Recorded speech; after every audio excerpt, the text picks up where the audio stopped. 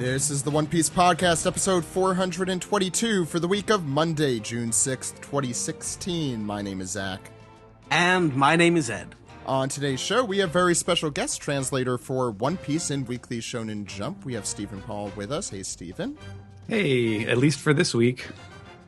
Not for next. No, not for next. The manga will be off. We'll talk about that more in a minute, though, Stephen. Okay, sorry. Jumping the gun. Yeah, you're jumping the gun because there's cool stuff coming. We'll get to that in a sec. We have our anime recap host and editorial writer for us and ANN. We have Sam Leach with us. Hey, Sam. Hey, guys. How's it going? It's going good. How's it going with you? I am on the One Piece podcast. How do you think it's going? Fine. Yeah, that sounds about right. Okay. We have our editor-in-chief, Erin, with us. Hey, Erin. Hey, I promised myself I wasn't going to open with how's it going this time, but now I don't know what to say. Well, that was well done. Sorry. You did accomplish what you said. You didn't ask how's it going, so it's okay, I guess. The dude will be joining us a little bit later in the show as well. And a rare instance, since Sam's taken over the anime recap, Ed and myself will be joining him for the anime recap of episode 744. Sam, do you have the title of that in front of you? It won't be a misleading title at all, don't worry. Yeah. It is No Way Out, Admiral Fujitora's Ruthless Pursuit. Yeah, he continues that pursuit for like 2/3 of the episode. This is like the first time since I gave up the anime recap that I'm actually caught up. There you go. It took like 2 months, but I did it. We also have a manga recap for chapter 828, which is 1 and 2, which we learn a new dance move.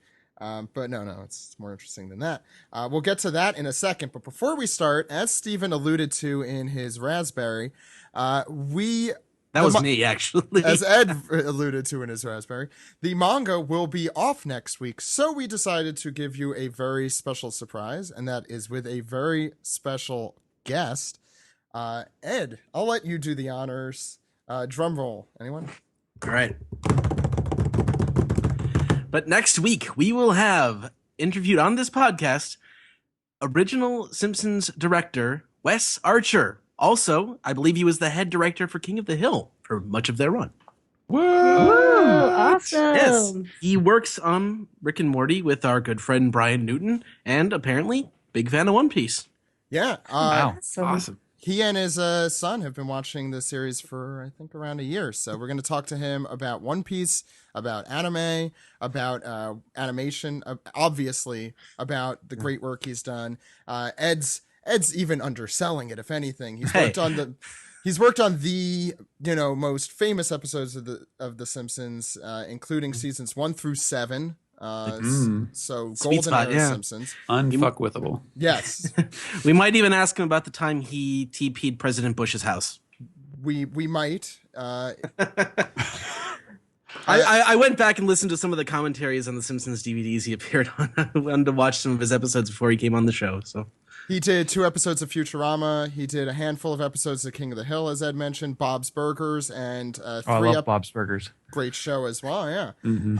And this season's Rick and Morty episodes include A Wrinkle in Time, Get Swifty, which you may have heard of, and The Wedding Squanchers. So good stuff all around. So we're really excited to talk to Wes.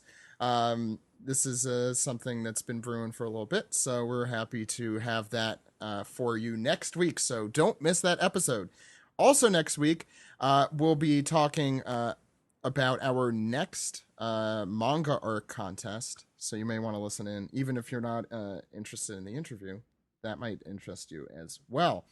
But one other thing I definitely want to mention at the top of the show is we've mentioned this before. We're going to Matsuri-Con, but the details are out. We could finally tell you what we're going to be doing there, and it's a lot. We're really excited to be presenting 3 panels there. This is our first time doing more than 2, and the first time in years doing more than 1.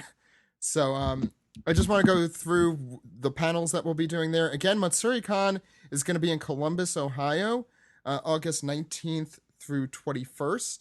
Ed, you'll be there. Yes, I will. The dude will be there as well. Steve will be there. And I will be there. And Sam and me will be there. I was getting to you. We're next. I was getting impatient. No, he hasn't mentioned me yet. So yeah, these are some of the things we'll be doing. We'll be doing a One Piece 101 panel, which is gonna be like a very abridged version of the One Piece read through, kind of stuff. Probably closer. You'll see. I'll get more into detail about that as we get closer to the event. I'm very excited to do an Arcs of Consequence panel. Let's see if we could keep that under 6 hours. That's the goal there. We'll be doing our traditional One Piece podcast panel. We'll be talking about the latest chapter, the latest news, all that fun stuff, prizes. Hopefully we'll be able to have enough prizes for the whole thing. We also plan on showing the One Piece podcast goes to Japan. So if you haven't seen that yet, this is a great time to do it. This August, you can see it on a big screen, I assume. As long as they don't put in a tiny little CRT in a corner or something. Yeah, I was about to say. So, we're looking forward to that as well.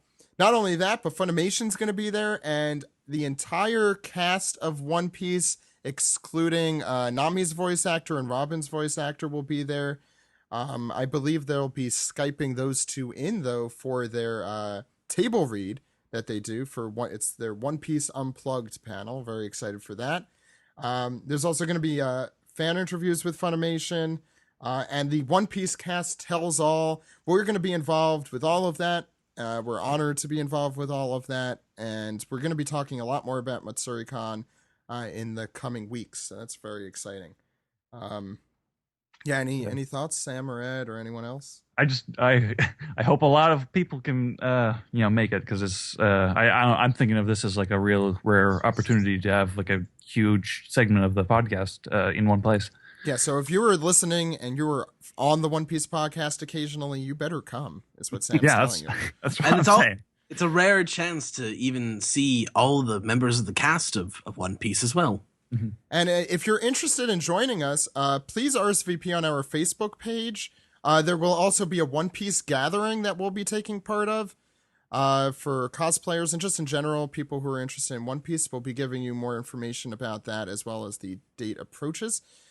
So just keep an ear to the ground to onepiecepodcast.com and our podcast. Don't listen to our podcast on the ground. That doesn't sound comfortable, but you'll figure that one out. Hey, whatever floats your boat, man. Yeah, I shouldn't be judging. Yeah, I can imagine it. I can lay down right now if I want to. Oh, well, yeah, go for it, Sam. We're going to continue the podcast. Floor's not that far away. Also, we're putting up a lot of Burning Blood reviews. Erin, I know you've been going through those a little bit as well. Do you want to tell everyone a little bit about the one that's out and the one that's coming out? Yeah, so Cody, our video game reviewer, recently released a review for One Piece Burning Blood, which came out last week on the 31st of May. It seems like a really cool game. I don't have a PS4, so I can't play it, and I'm super duper bummed. But Cody seemed to give it really good reviews. He said it's a lot more of a complicated fighter game than what you would expect from a anime tie-in video game. And later on this week or next week, hopefully, we should have Kelly, our merchandise reporter, doing a review of the collector's edition, which has all these cool, fancy extra things. There's a big that Whitebeard panel. statue is crazy. Oh yeah, that's coming out soon too. Yeah, we have some cool stuff planned for that as neat. well. Yeah, and hopefully we could get the whole review crew on at the same time to talk a little bit about Burning Blood. I think Steve is going to also give it a run through, so I'm curious what he thinks. Yeah, I should be getting it soon. I think Kelly had an extra copy that she was going to mail me, but I don't know. I haven't gotten it yet. But come on, Sam. Where are you going? So there's a lot of really big news this week. So I spent my money on Uncharted instead. I also want to play that. You could have both. You could do both. So we're going to get into some news because there's some very big news that you may or may not have heard about this week. And we're going to hand that off to Erin right after this.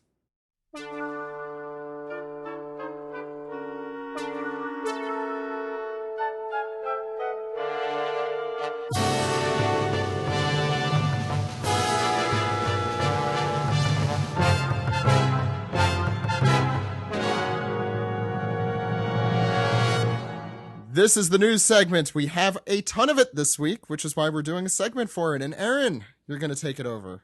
Yeah. Yeah, that's me taking over. So we had a lot of really huge news over the weekend and earlier this week. The biggest one is that there's a new opening coming to the anime. Woo! Finally, we can be rid of Hard Knock Days. Woo! This is going to be opening 19. It's called We Can, and it's going to be sung by Hiroshi Kitadani, who did We Are and We Go. So it's probably going to be really awesome. That's really exciting because it feels like they're treating the Four Emperors saga as like a new start in the way that the time skip was. Yeah, it's going to be cool. The people who did the music arrangement is a group called Kishidan, and they're described as Yankee rock and roll. So kind of like thug. That's perfect for me as a Yankee. Yeah. Kishidan Not is that kind of amazing. Yankee, man. P.S. For those of you who didn't know, they did the theme song for movie 6. Oh, hi, dude. We should have introduced that the dude's here too now. Yep. Go on. Sorry. Yeah. Oh, go ahead, Alex. Oh, no, I was going to say I'm especially excited because I've hated every single One Piece opening since We Go ended, so this bodes very well for me. So Kishidan did Canva. Brand New World. That's opening 6. No. They did the opening for movie 6 or the Oh, theme song. movie 6. Oh, that's a good theme if I recall. Yeah, but the rest of their music's amazing. Like it's like that song's okay compared to the rest of their catalog. Kishidan's amazing. Check them out. I'm going to. Yeah. Awesome. It's really exciting. And we'll be hearing that opening on June 26th, which will also be the start of the Silver Mine arc. The key visual for that was just released on Monday. Did you guys get the chance to look at it? Wheelman. Wheelman. Yes. I love Desk chair man. I love the fan reaction to that guy. I think he's going to go in the annals of One Piece history as what? Yeah. We have an indication of how many episodes this arc is going to be. I don't think we have any information about that yet. Longer. Probably no longer than like 4 episodes, I'm sure. No, he might Yeah, be. The way these tend to go Yeah. lately. Yeah. Ever Yeah. since at least the time skip, yeah. Yeah. But this arc is supposed to tie in with the movie, Film Gold. So that's good. Wait, there's a movie coming out? Yeah, there's this little thing that I've heard a little bit about. Oh, wow. Hopefully it doesn't involve Luffy, wearing someone's skin. Oh, God. I'm actually wondering how this is going to fit with the special that they're releasing as well, Right. which is also tied to the movie. Oh my god, I forgot about that. Yeah, that has a little girl, which is really important. She's a little girl, guys, and she's going to need a lot of saving. It's filler. Ops arc again. Even- Office 2.0. Even the show I saw at USJ had a little girl that needed saving. I understood that much without speaking the language. There are no subtitles when you watch these things live, folks. I don't know if you realize that. Anyway, please go ahead. Yeah. So yeah, the Silver Mine arc starts June 26th. It's going to be pretty cool. Same time as the new opening. Same time as the new opening, and I assume that's going to come to Crunchyroll because it's the anime. Well, So, I mean, unless they can't get the rights to the song, but it's Kitadani, so my I think God. it'll be easy. yeah. I'm not that worried about that. That only happens with like big bands that don't work with One Piece often. Boo. Those guys suck. Um, That would be Hands Up. And wasn't there another Wake Up. Wait. No, Wake Up Wake Up- did. Hands Up never. Well, then there's the there's a stuff lot of that issues. Funimation had a hard time getting for the DVD release. Oh yeah, Crazy Rainbow. No, not Crazy But Rainbow. Mr. Children, you're thinking of Mr. Children. Well, Fanfare never. Yeah, Mr. Yeah. Well, that's like a big band there. I kind of. Although they got Avril Lavigne, so I think that was a lot of work though. maybe you should I'm just pretty like, sure. I think I'm pretty Toei sure had Avril the. Lavigne kind of needs the cred. We live in a I think it's just because Toei had the worldwide rights for that song. Oh, sure. But I was Really? going to say we're also living in a post-Skater Boy world, so I feel like, I'm sure she wouldn't mind. You know, now, Alex, now that's in my head. for some of our listeners, that's the only world they've ever known. I remember those days. The pre-Skater Boy days. We're so old, No, guys. well, actually, I remember the current skateboard days. Like, I remember being in the thick of it. In the What other news, Erin? I'm sorry, I can't stop talking about Avril Lavigne. Other news we have is there's a One Piece newspaper that's going to be released this summer. It looks really cool. It's kind of like it's supposed to be the largest tabloid magazine in the world, or so OnePiece.com said. It's going to also be related to the movie. There's going to be 2 issues. One's coming out in late June, the other's coming out in late July. The first one's going to cover content from the pre-time skip anime and manga, and the second one is going to cover everything in the new world.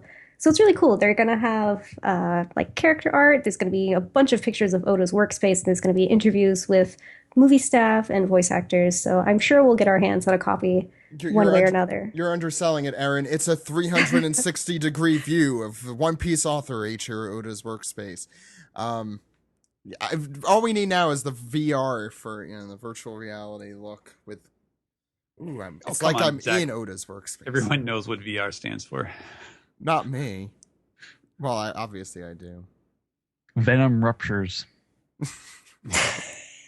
Good one, Sam. What's next? Just came to me like that. Yeah, that was better than me.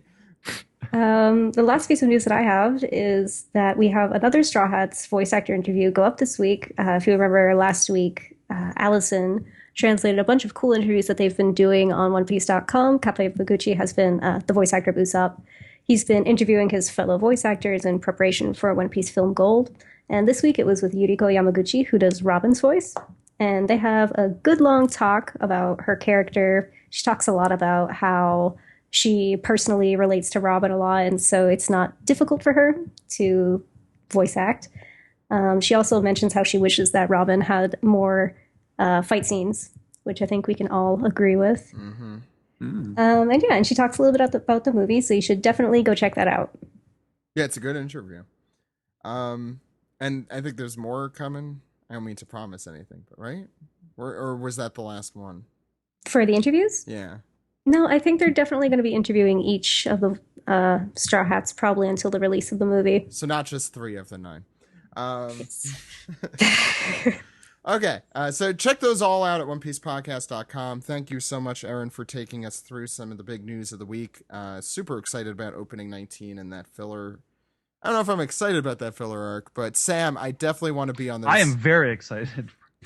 Are you also ready? Yeah. I want to be on those anime recaps with you, because the part that I have issues with doing the anime recap are, we've done this already, but we have not talked about Wheelbarrow Man. I love that tweet that Steve made where he's just listing off all the villains of One Piece, like Arlong, Crocodile, Eneru, this guy. It's just a picture of Wheelman. Yes, Steven just said his legs are wheel. I think that was Doc. That was Doctor, yeah. Anyway, let's get into the manga.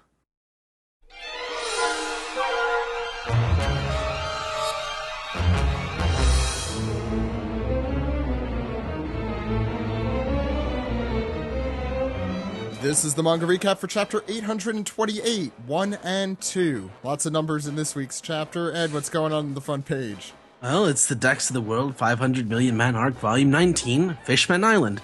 Merchandising! Yes, Spaceballs. Anyway, the little kids that we remember from Fishman Island, they got the hero hats that they wanted, and old pastry hair is looking on happily. Old pastry hair, yes. It's there too, the fish pastry. No, of course, the fish pastry.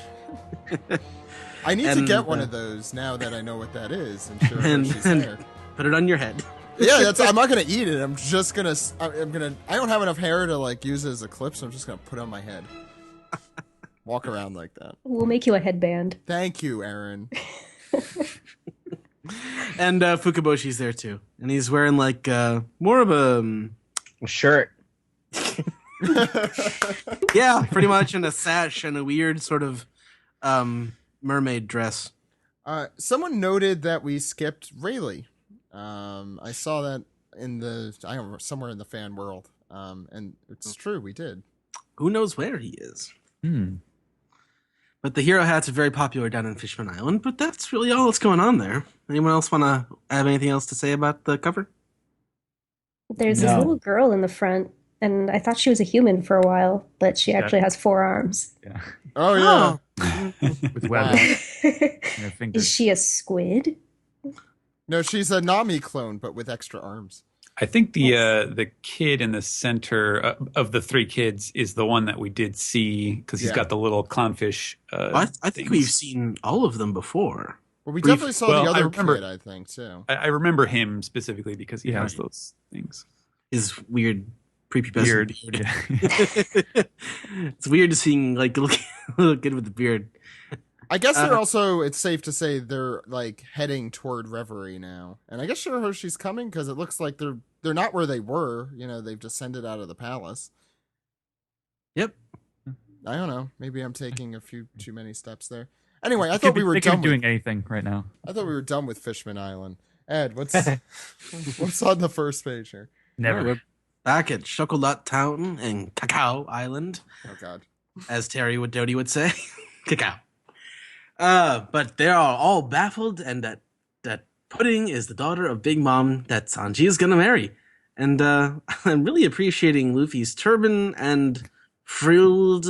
Oh, it's got the fringe on it, kind of. I'm a huge fan of that outfit. Yeah. And his poofy sleeves. Yeah.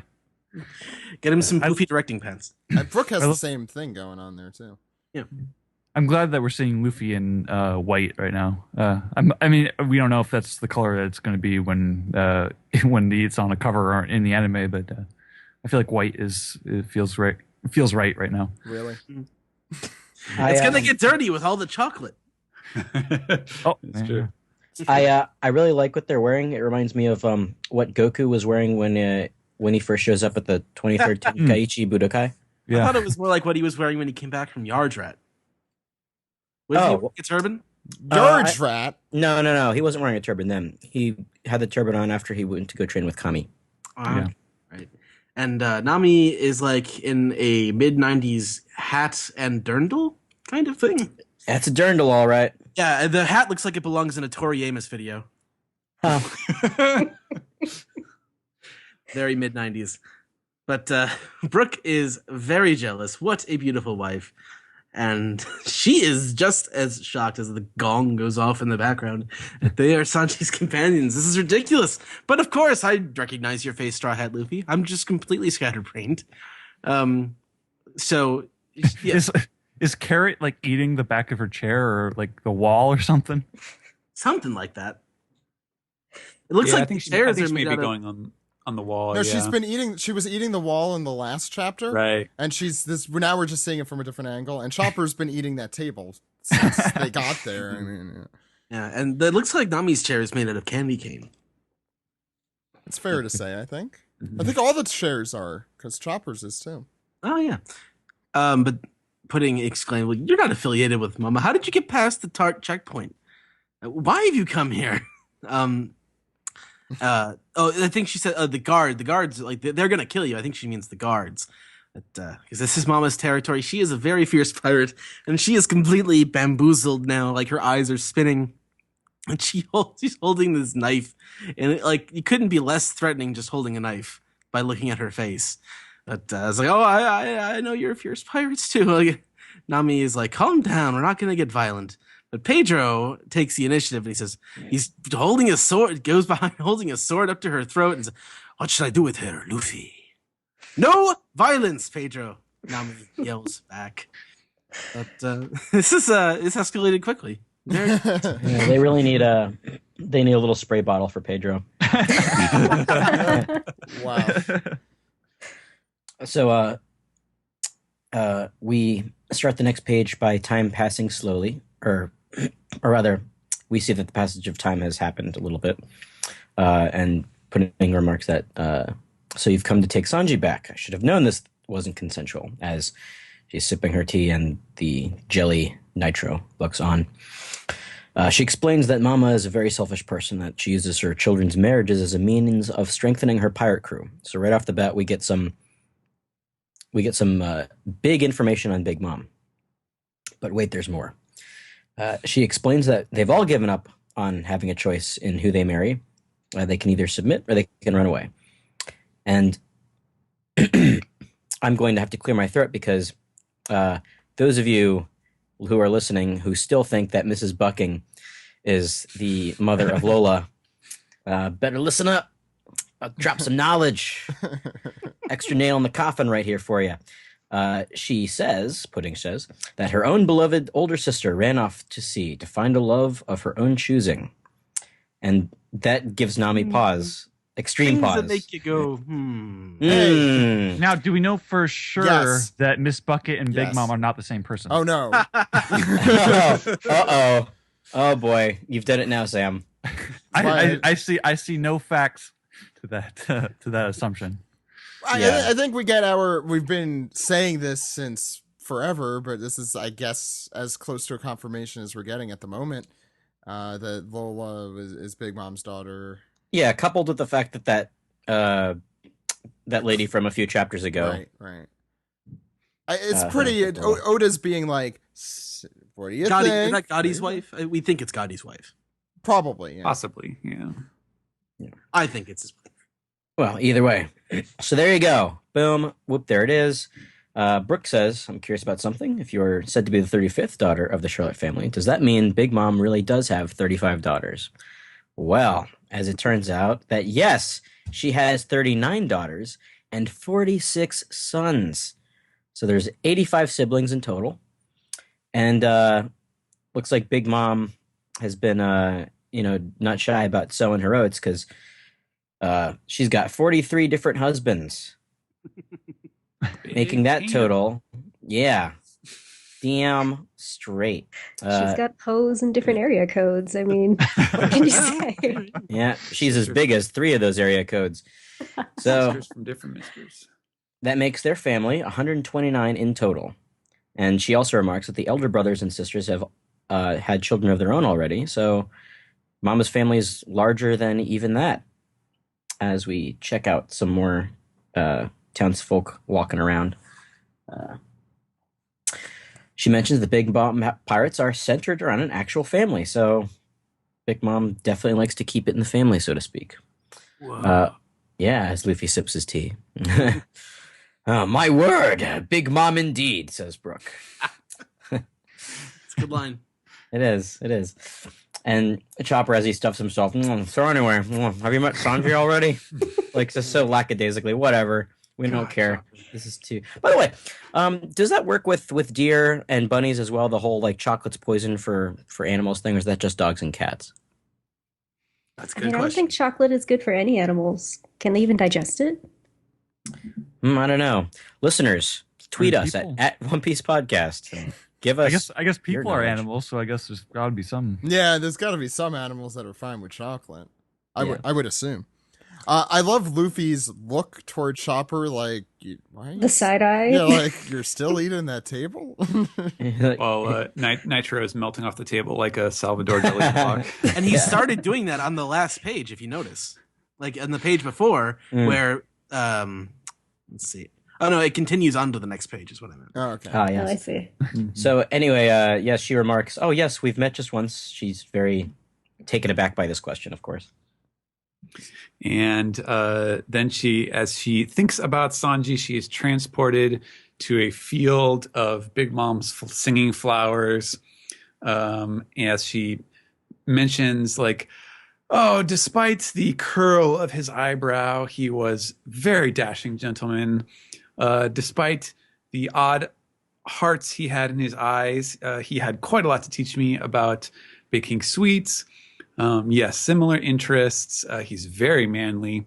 And from what I hear, he has black legs, but he seemed very, very strong, very dependable to me. And Luffy is, for some reason, he just finds this hilarious. He's like, "Yep, that's him. That's Sanji. Oh, yeah, you know it." And Chopper is pointing out to her that that's not technically what they mean by black leg, but yeah. And Nami is like, "Wait, am I putting this together right? Or did you fall in love with Sanji?" And Pudding is much too shy to actually admit to this. So she kind of falls back on well, I mean, Mama's decision, I don't have a choice. So if we're going to get married anyways, it only helps. And Carrot adorably just leaps onto her. She basically glomp chews her as Pudding hides her face behind her hands. She's so embarrassed by all of this. And Carrot loves Sanji too. Twinsies. And how do you get that in the translation? I was gonna ask that. No, she just said like it's basically the same thing. Like, oh, we're together. Like it's the same for me and you, sort of thing. So yes, and no, Pudding can't bring herself to admit the word love. And meanwhile, Brook. I mean, as he says here, this is the most surprising of surprises. He's been surprised this whole time. He still can't believe that Sanji's getting shacked up with such a lovely young sweetheart. And no wonder his eyes were turning to hearts when they met. And we turn the page here, and Pedro, ever the romantic, suggests that they should probably tie Pudding up. Well, that is pretty romantic. I mean, depending on who you're talking. Yeah, well, yeah. I mean, you have to tie her up, if you ask me. Different strokes for different folks. Yes, he points out that yes, she's a risk. She's going to tell someone, the word's going to get out, and they just got into Big Mom's territory. They're never going to reach Sanji at this point, and you can see in the background, as Ed alluded to, Nitro is further along in the glorping off the table, glopping off the table. And Nami is incensed. How could you be so cruel, Pedro?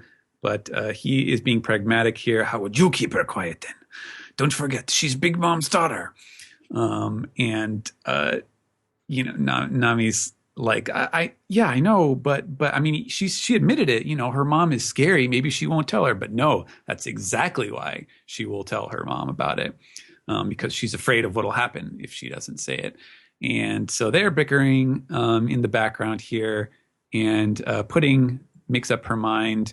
She grabs her quill and she starts scratching something down on a piece of paper, and she offers to she says, you know what, I can get over Sanji at this point. It's early enough.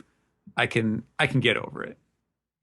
And then we move on to the next page, and Pudding continues to talk, saying, everyone in Totland is celebrating my marriage, even the Vinsmokes. Mama's been looking forward to the wedding cake, which is interesting. Like I'm now imagining that she's probably got something really, really extravagant that she plans for. Really? Well, that was the entire end of that chapter, like 2 chapters ago, right? Yeah. I think it might have just been putting together the cake, even. The flour, what was it? Eggs and I forget the other thing. Sugar and people, if they get caught in there. Soylent Green. I can't disobey Mama's orders, so I can't choose my own husband. But ever since I was a little girl, I've been looking forward to learning about the man I would marry. And then along came Sanji. I was stunned at how wonderful he was. I thought it was a dream. But then, at the very end, he said, I want to marry you, but I can't. I need to get back to my crew. And we see Sanji and Pudding in this memory silhouetted out, and Sanji stays in the shadows. Well, no, I think what it is just Sanji silhouetted, and that's just her sitting there telling the story to them. And so it's like kind of in the background. It's just Sanji. Yeah, remembering, yeah. And then we see Nami, Luffy, Chopper, and Brook all freaking out. Their eyeballs have disappeared. I was looking in the panel just now to see if like their eyeballs had like popped out and were in the panel somewhere. But Brook's eyeballs are in the same. It looks like they're from like a horror movie or something. No, it looks like they're wearing those horror movie looks like masks. that screen painting. Yeah. Right, that's what I was thinking. Ghostface. Yeah. they're just shocked. Like, Sanji turned down a girl? What? And then Luffy sort of puts 2 and 2 together, and he's crying, and he's so heartwarmed to hear. Oh, I see. He still wants to adventure with us. He turned down a girl for us. He's so happy. He's crying about it. I think also it's part of it is that he doesn't want to give his family what they want because he doesn't like his family very much. Sure. And then Pudding continues, and it wasn't a one-sided feeling. sure enough, you've risked your lives coming to Totland to get him. And then we have, is this Pudding still talking, I think? I find the thought of being married to someone who regrets it very painful, even if it was Mama's orders. I can't take him away from you, all of you. So, Pudding's a good person who would hate to take Sanji away from his friends. And then she puts down a map that she's continuing to draw this map for them and says, come through this route. This is a path only the siblings know about. It's the one way you can sail without catching Mama's eye. That's an interesting turn of phrase coming from her, of all people. Mama's eye. True. It's an eye joke. This is a totally random observation, but it actually occurred to me as I was looking through the chapter before we recorded here, is that on the right side of this spread, in the panel with the scene of the town, there's it looks like a mom and a kid, and they kind of have these weird little Pikmin hood things on, which was very similar. This looks like a front view of those super tiny people that we saw in the previous chapter, and it made me wonder, either is that another sort of foreshadowing trick that he's doing where those are actually super tiny people, or is that just a fashion thing, and maybe those little tiny guys that we thought were super fairies were actually I don't know, kid Tentatas or something like that, where they were just smaller than the other guy. Little tiny Tentatas. Tentata tots. Yeah. I don't know. That's like it's like the Muppet Junior, Muppet Kids, Muppet Babies, Muppet Babies, Muppet Kids, Muppet Junior. Muppet Junior. I was thinking of Nick Junior. Totata Tots, the Totata Tots. You really do your generation a disservice. Yeah. Is that what you were searching for? That's what I was. Yes. Erin, you could do the next page. So Luffy's really excited that this map can take them to Sanji, and Pudding explains that Mama will never let Sanji escape from her grasp, and so she wants them all to meet up tomorrow on the southwest coast of Whole Cake Island, and that she'll bring Sanji with her. And we see this weird little map that she's drawn with a couple of islands, and I'd like to read you their names. There's Cacao Island. Next would be Jam, Cheese, Biscuits, Nuts Island, Candy Island, and then Whole Cake. And it took me a while to actually figure out what the heck this map meant. But it looks like she's numbered each of the log poses. Yep. On the triple. Oh, that's thing. what that is. Yeah. It took me until maybe a couple minutes before this show to figure it And out. I see the little log post drawing on the side. Yeah. Yeah. So you would follow log pose 1 to Jam Island, then 2. Wow. And then, yeah. and sail to a point in the middle of the ocean, Well, I assume there are actual islands at each of these Don't assume dots. that. Yes. Maybe there's a smaller nut next to the larger nut. Yeah, exactly. that happens that way sometimes. Yeah, sometimes they're not the same size, It's perfectly normal. Sometimes it feels like an island, and sometimes it doesn't. So then, do they have to stop at each island for the log post to reset, or what? That's a good question. Oh, But they said let's meet up tomorrow here, so I assume it'd reset pretty quick. Yeah. If she's assuming they can make it there in a day. And the other question is, what would Admiral Akbar say about this? I don't know. Let's ask Whoop Slap. I wonder what Admiral Akbar would say about this. Also, I love that we're going back to the southwest coast of Greenbit, or I mean Whole Cake Island. Uh-oh. Womp womp. I'm sure it will be about as successful. I like, Steven, how this arc is just Dressrosa times 8. So I'm sure it'll be a lot shorter. Oh God. Please don't even jinx that, man. Well, because we had this, Steven was saying when we first entered, we have all these different races at the beginning. It's similar to Dressrosa, but with a lot more. And now we have our own quintuple green bit. Ugh. I'm sorry, sextuple. That's why the nuts are there. Sex. Anyway. So Nami is questioning if this is okay for Pudding and won't Big Mom punish her. And Pudding reassures them that she's Big Mom's daughter, so they shouldn't worry about her. And that because they're in enemy territory, they should focus on their own safety instead. and that they're the ones with true mutual platonic love. And you can see, I love this Platonic? panel. Yeah, platonic. Between the crew. Oh, yeah, okay. I like this panel though because you can see That's not Chopper what fan just. fiction told me. That's not what Tumblr says. That's not what Jill told me. But yeah, Chopper's making pretty good headway on that table. It's like completely sideways. He's just devouring it into his tiny body. And then Pudding down here in this panel says that it's a shame, but maybe her next suitor will be even more wonderful than him. And this is obviously a huge flag, so I'm wondering how this is going to go down. But we'll talk about that later. And then on the next page, Brooke is really, really touched, and he's crying and dabbing his tears with his frilly handkerchief. And he's saying, "Is there no end to her sainthood? Can this truly be the daughter of an emperor of the sea?" And just then somebody bangs on the door. Wham, wham. And Chopper's eating the leg of a table. And some weird candy guards out here announce that Lady Pudding's escort have arrived and that she has to stop her work until the wedding is over. And she tells them that they have guests. And she kind of winks at Luffy, and he smiles back at her. Is that an And- alpaca? Yeah, it looks like an alpaca. What? Oh, yeah. What was the name of the alpaca from the Alpacachino. Alpacachino? That was filler, right? The Alpacachino? I thought it was from a color spread, wasn't it? Oh, maybe it was the opening 12 color spread thing. Wait, Yeah, it wasn't Alpacachino. Battle Packa or something like that? That's a different one. I also love how the table that Chopper's eating is like tipped over, like its main purpose is there just to be consumed. Well, I mean, we kind of glossed over that they're sneaking out the side of the house that I think Carrot had been eating open that entire time.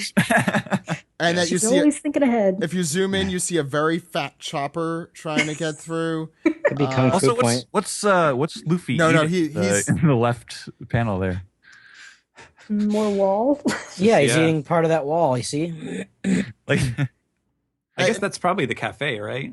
Yeah, I think it's the rest of the cafe. Yeah. he has to Oh, yeah. finish his job. I mean, That's right. like they're sneaking out and he's just getting a quick bite. I don't think that's Kung Fu Point because in the one above, he's already kind of fat. Chopper from just eating the entire table. Go on. So then we get a little bit of scene switch, and the Straw Hats are back in the town. They're talking to a merchant. He's telling them that he gave them all the food that they ordered and asked them if they can carry it all. Nami says, "Yeah, sure, no worries." And we turn to the next page, and Luffy says, "Choco-burgers!" As we see, yes, a whole like table full of presumably different chocolate foods, and Nami, the crew mom, is keeping them all in line, reminding them of the task at hand, which is to get back to Peckham's. And Luffy's like, "Buy me a Choco-burger, go to hell, Nami!" Yes, Chopper is stunned. He's still hungry. He wants the Choco pasta, but they have food already, and even Pedro is fried chocolate. Wow, what a feast! And we get back to the Sunny, and Peckham's seems to be gone. This is quite strange. They're looking around the ship. Luffy helpfully suggests that maybe he's pooping. So let's go check Isn't the that toilet. Brooke? No, okay. I thought it was that's Brooke Luffy. because of Brooke's obsession with poop, but you're right, it's Luffy. No, it's Luffy's obsession with poop. Luffy asked Brooke Oh, whether he pooped, and he honestly answered, Yes, you are right. Yes. And Chopper has gone to do just that very thing, and he comes back saying that there is a message in the bathroom, and Luffy Why is is stunned this by message in the bathroom? You know, the message That's takes on a where- whole that's where they- different. The message Yeah. takes on a whole different meaning if you put it on the front of the bathroom door. Yeah, he was initially going to carve I did it all by myself. But instead, He didn't even flush. God, sicko. No, it is a message that appears to be scratched out, possibly, if it was Peckham's with his claws, saying, Wow. "Turn back." And everyone is confused by this. Luffy wants to know if Peckham's wrote that. Nami says, "Who else would do it?" Carrot suggests possibly an intruder. And Chopper wonders if that means he was abducted. And Pedro, ever the suspicious one, wonders if that meant they're onto them. And Brooke says, yes, at any rate, this is cause for alarm. This is most irregular. And not like Peckham's. So if Luffy puts this together, so if we don't turn back, something's going to happen, right? Right. Okay, well, we definitely want something to happen because this is Luffy after all. So we are going forward, not turning back because things are looking interesting. Doom. It's a mystery scratching. So we head to Broccoli Island in the New World. Excuse me, Broccoli Island. I said that. I just can't pronounce things very well. Which the shapes of the explosion even take on Broccoli. And Harrison Ford takes his gun and says, "Damn you! You killed my wife, my children, my entire country, my family." Sorry, I can't do a Harrison Ford impression. Give me back my family. Get on my plane. Too bad this guy's not going to live much longer because Harrison Ford was great. I'm not going to say anything else. Anyway, so he aims his gun at a man in a number 1 cape, saying, "You're Germa, aren't you, you inhuman monsters?" And he just says, "Wall," and I think this is another Germa guy, right? Yeah, it's one of his putties. It's one of his putties. His putties, yeah. One of his putties. Just shows up behind him and either was forced to or sacrifices himself, or one or the other. I think all the putties should sound like Putty from Seinfeld.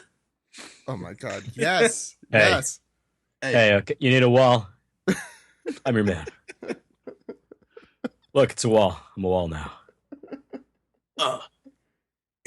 This is Patrick Warburton. Yeah, Putty from Seinfeld is Patrick Warburton. Oh, it is. Okay, all right. I have not seen enough Seinfeld for No. So he falls over, bloodied, and Harrison Ford has a questionation point, wondering what had happened there. And A what now? An interrobang. an interrobang. Questionation. We used to call them questionation points on the podcast. in this accent. Yeah. That's the Zaxented way of saying that. Pick your poison there. Look at that hair.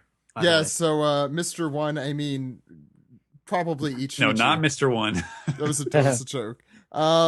Says, "You wasted 4 hours of my time. I have to be at my brother's wedding. I'm not interested in your family or your war." And Harrison Ford, without having the chance of saying "my family," gets shot With his own gun. face with his own gun. Not quite sure how that happens either, since it doesn't look like anyone has their hand on the trigger, unless it's like a weird. I don't even know. Well, it I feel looks like I feel the like this guy's brother. thumb could reach it or something. Yeah. Yeah, I'm sure there's a way that it happened. I don't doubt that he was shot in the face. Anyway, so number 1 here goes off with his Patrick Warburton's putties, and someone over the radio says, we assume it's number 2 here, saying it's over. I can't believe this weak excuse, or I think this is actually number 1 still talking, but over the loudspeaker. Or over the transponder sale. I can't believe this weak excuse for a war lasted 2 years. And he asks if you got the payment. And someone else responds, "Yes, it's safe and sound." And you see the putties taking the money. Led by number 2, actually. Led by number 2 here. And the kingdom saying, "Thank you, thank you, thank you. You've saved this random Chester A. Arthur guy," saying, "You've saved our country." That is a presidential trivia kind of weird Presidential thing. facial hair. That is presidential facial hair. That is, look up Chester A. Arthur. That's what his facial hair looked like. And this says, "Oh, you saved our country, but did we enlist the help of the devil?" Ed? No. No. What was your line from One Piece? What? Is this the devil? Oh, yeah. That's actually a pretty good impression of me. I thought it was you. That was Steven. That was me. Steven, yeah. Wow. It's pretty good. Steven, Wow, you should be a voice actor for Satan worshippers. Yeah, you should be a voice actor for Ed. No, Steven's gonna do Ed's lines for the remainder of the show. But no, Steven, do Pedro. Pedro isn't in the scene. So Trestray Arthur says, "No, this isn't the devil. It is the help of a god." Alex, finish us off here. So the crowd jubilantly throws up their weapons, including their swords, which I think is a terrible idea because those are gonna come down. Oh my god! Never, yeah. Nevertheless, they exclaim, "The war is over! Thank you, Germa. Long live Germa 66!" And we have Maybe they're jugglers. Oh, well, let's That's what they hope do. so. Let's hope so. Maybe juggalos, They're the broccoli juggalos. broccolinos. The broccolinos. Jesus Christ! Oh, it's the Brock Samson Nolina. No, wait, no, I'm mixing them up. Everybody's voiced by Patrick Warburton. It's Patrick Warburton land. All right. So, as we get a glimpse of this burning city and the broccoli trees behind it, this terrible scene, we see two figures standing on the rooftop. We both assume to be Sanji's brothers who are cleaning up this mess. We hear, the ceremony's in 3 days. Well, we can get the whole cake island in 2. What about Sanji? Oh, he's already there. I can't wait. Get a close up on number one saying, I really want to see him again. And number 2, insert poop jokes here. What about the piss jokes from number 1? Number 2 is oh my god, what if number 1 is yellow? And number 2 is brown. Oh, that'd be wonderful. Anyway, we get a good look at his face, and he just exclaims, "Liar! See you in 2 days." And that's the end of this week's chapter. You ruined the drama of that ending. I don't know why I gave that to you. So yeah, that's chapter 828. One Piece will be off next week. Yeah, but again, we have the great Wes Archer joining us next week to fill the void for you guys. But before we get a little more into that, what did you guys think of this chapter? Sam, let's start off with you.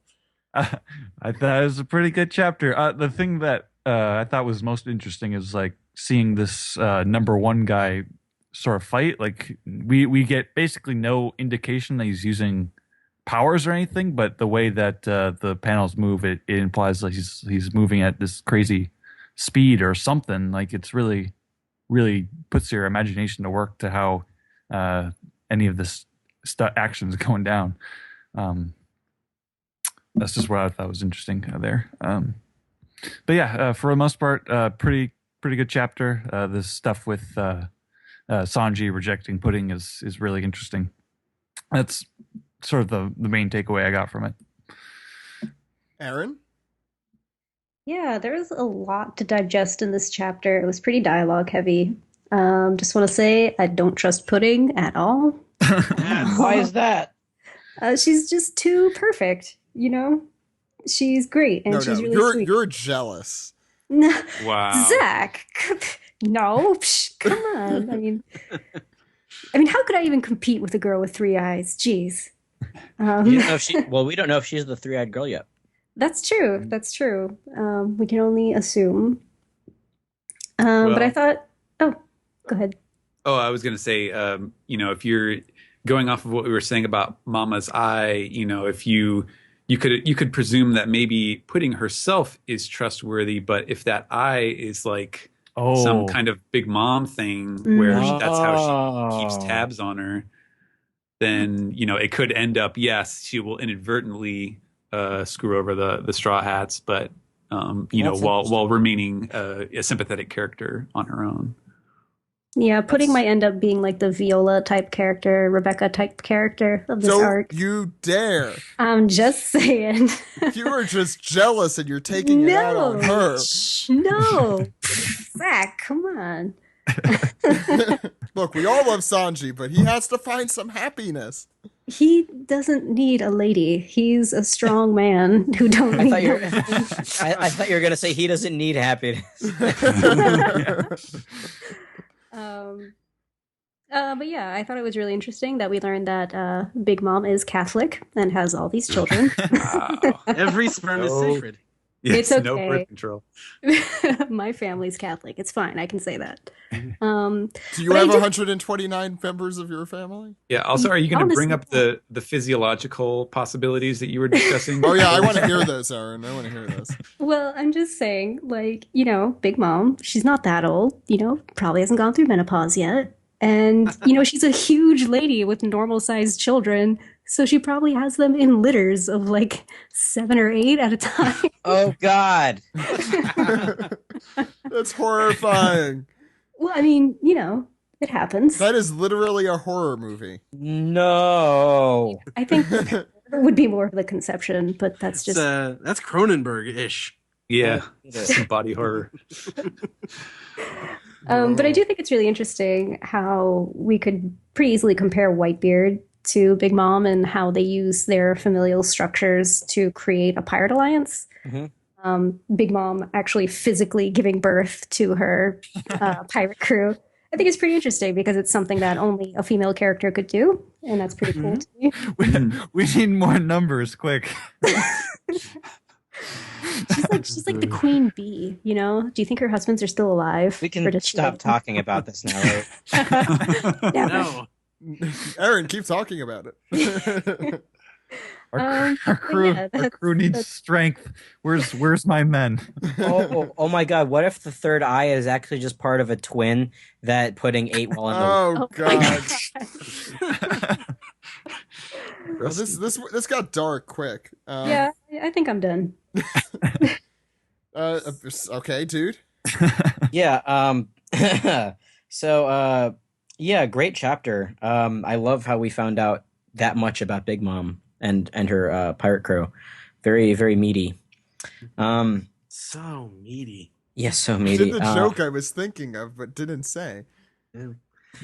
So the one thing that is interesting about the theory that Pudding is actually taking them for a ride, #Marvel vs. Capcom 2, is that the third eye thing coming into play, specifically because in other like forms of Japanese manga, like media or even anime, 3 eyes can usually signify something evil. For example, there is a Tezuka character named Sharaku who, while his third eye is covered up, he's a nice little boy, but he's evil when it's not.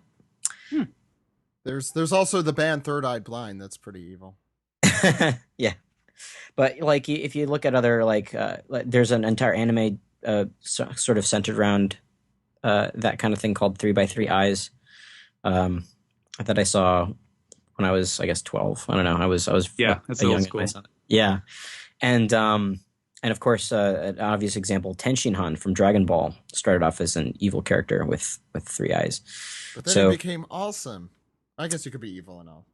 Well, sure, but I was mostly thinking of Shirak, and that kind of I think is interesting. Like maybe when her eye is covered up, she's the perfect woman, but when that eye is there, she's kind of a bitch. So I don't know. We'll see how that plays out. I think it's still too early to call anything there. And yeah, I'm looking forward to seeing the rest of Germa.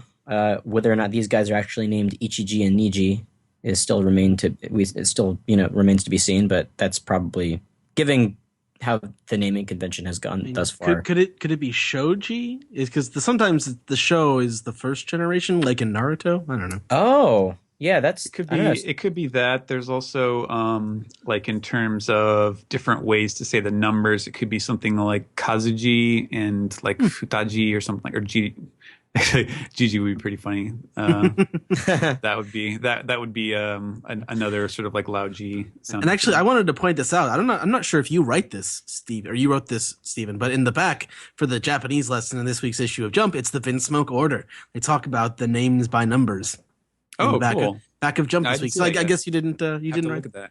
No, I don't write those. That's all That's in Urian, office. right? I only guessed because it was One Piece related this week. I don't think Urian has the qualifications to do the Japanese list. Oh, Oh snap! gauntlet thrown.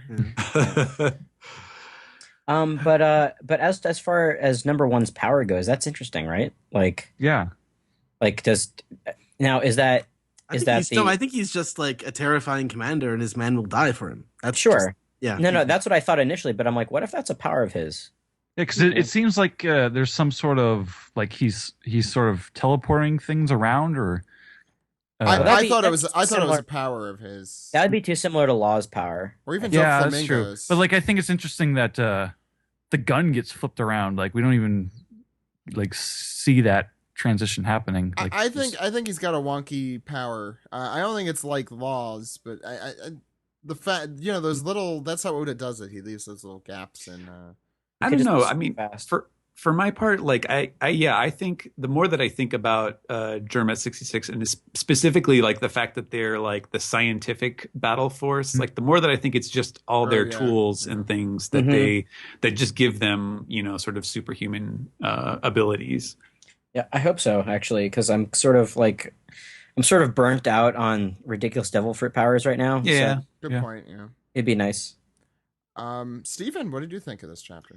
Oh man, I don't know. I feel like a broken record because every week it's like, Oda's just crushing it with this arc so far.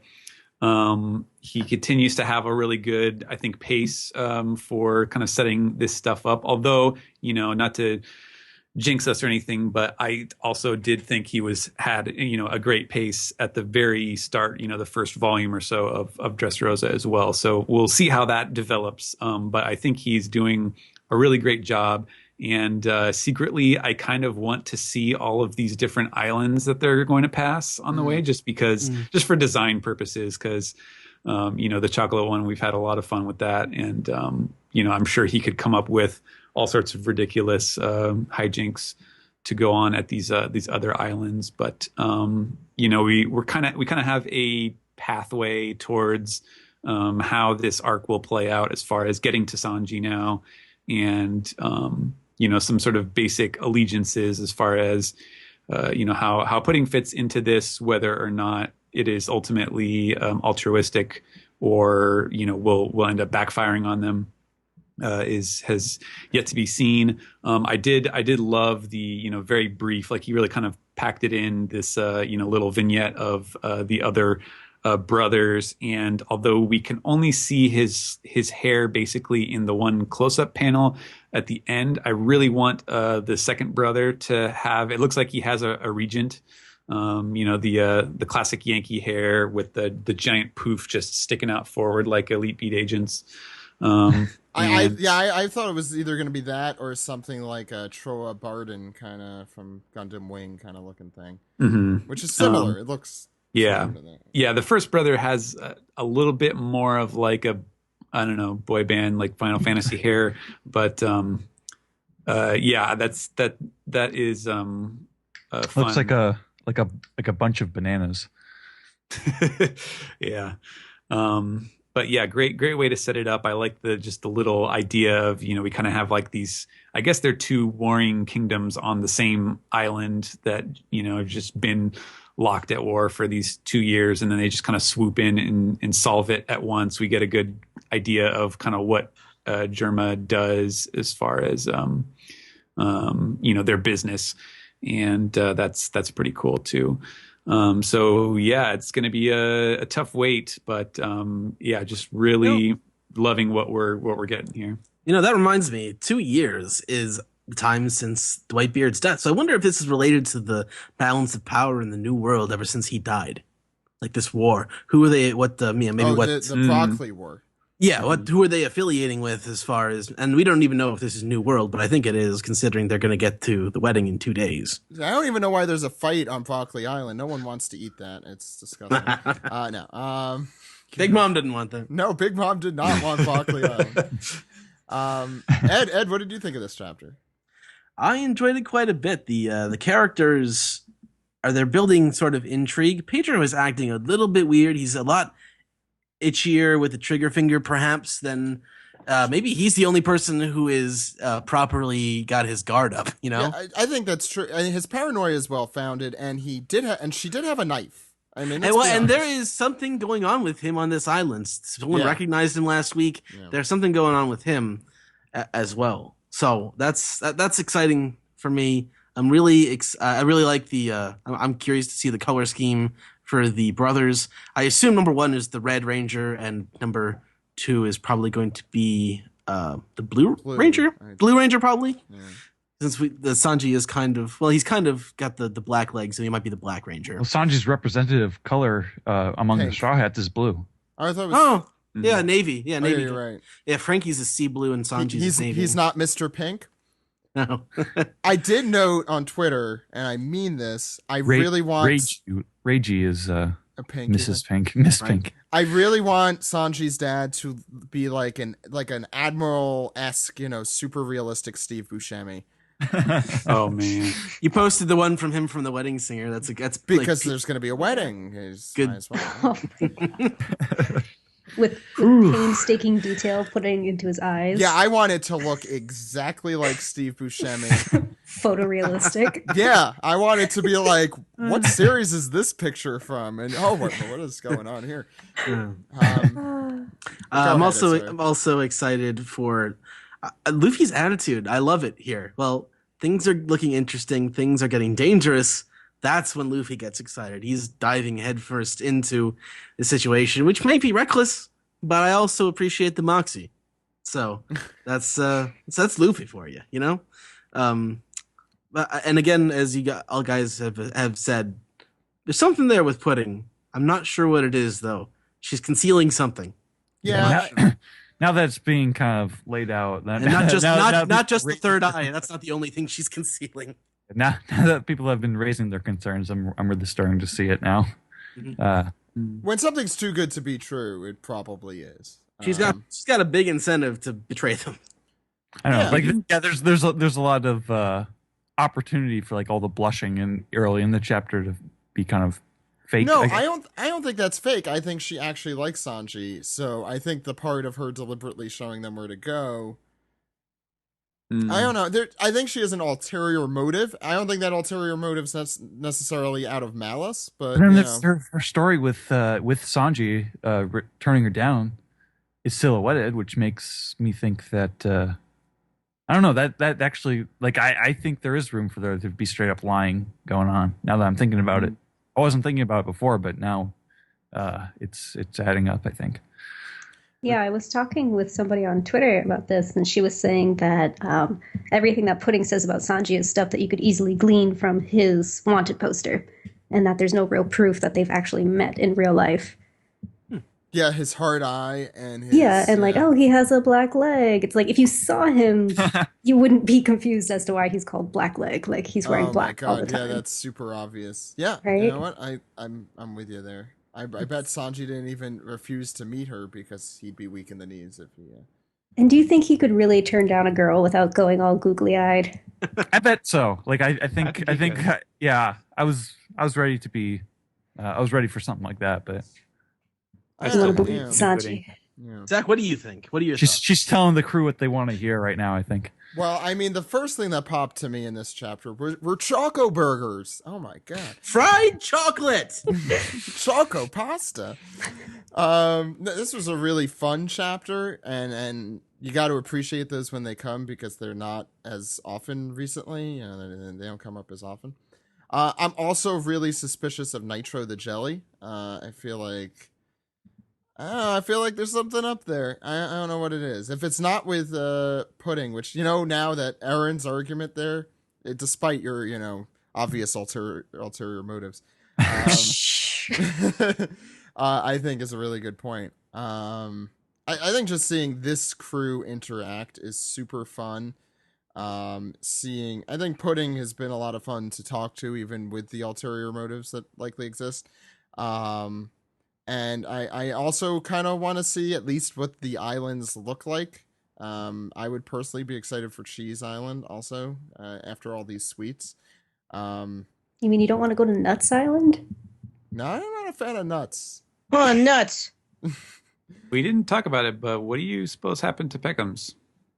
Oh yeah. I suppose Hey. he got kidnapped. He was a member of Big Mom's crew. Maybe even being betrayed, he would still have loyalty. I don't know. I really Yeah. don't know. Yeah, Because there's still that thing with Pedro where he's like, I'm the only one I know what his kind of true nature is like, and there could be something more to Peckham's personality. I would trust everything Pedro says because he actually seems really on the ball. He obviously has other shit going on, but I think here he was the only one who's said it could mean that they found out about us. Right. And that's something we as an audience know, even if they don't. Well, I'm wondering if, God, what's his name? The freaking gangster guy with the body castle. Capone. Yeah. If maybe he intercepted Peckham's earlier to keep him from squealing to Big Mom. Possible. Don't you squeal. Yeah, and the turn back message is making me think that like Peckham's is warning them that they're being lied to and that their path is. Yeah, I think that. But, I don't know if that turn back could really be Peckham's. And there's a reason for that. And that's because it doesn't say growl at the end. So, I have no way of knowing if that's actually Peckham's. No, I thought the first part of the chapter was really cool. The second part with Germa 66 is great. And I have very misplaced priorities because I want to see this wedding. I want a family picture with the whole G crew or whatever you want to call it, the Vince Smoke crew. There it is. There's the G. I'm ignoring that. Zach, do you just want ideas for your own wedding? Yes, I'm going to base it off of the Vince Smoke Big Mom God. wedding. No, I'm just really excited to see the whole family together. I think that's going to be really hilarious / cool. It's a weird thing to look forward to.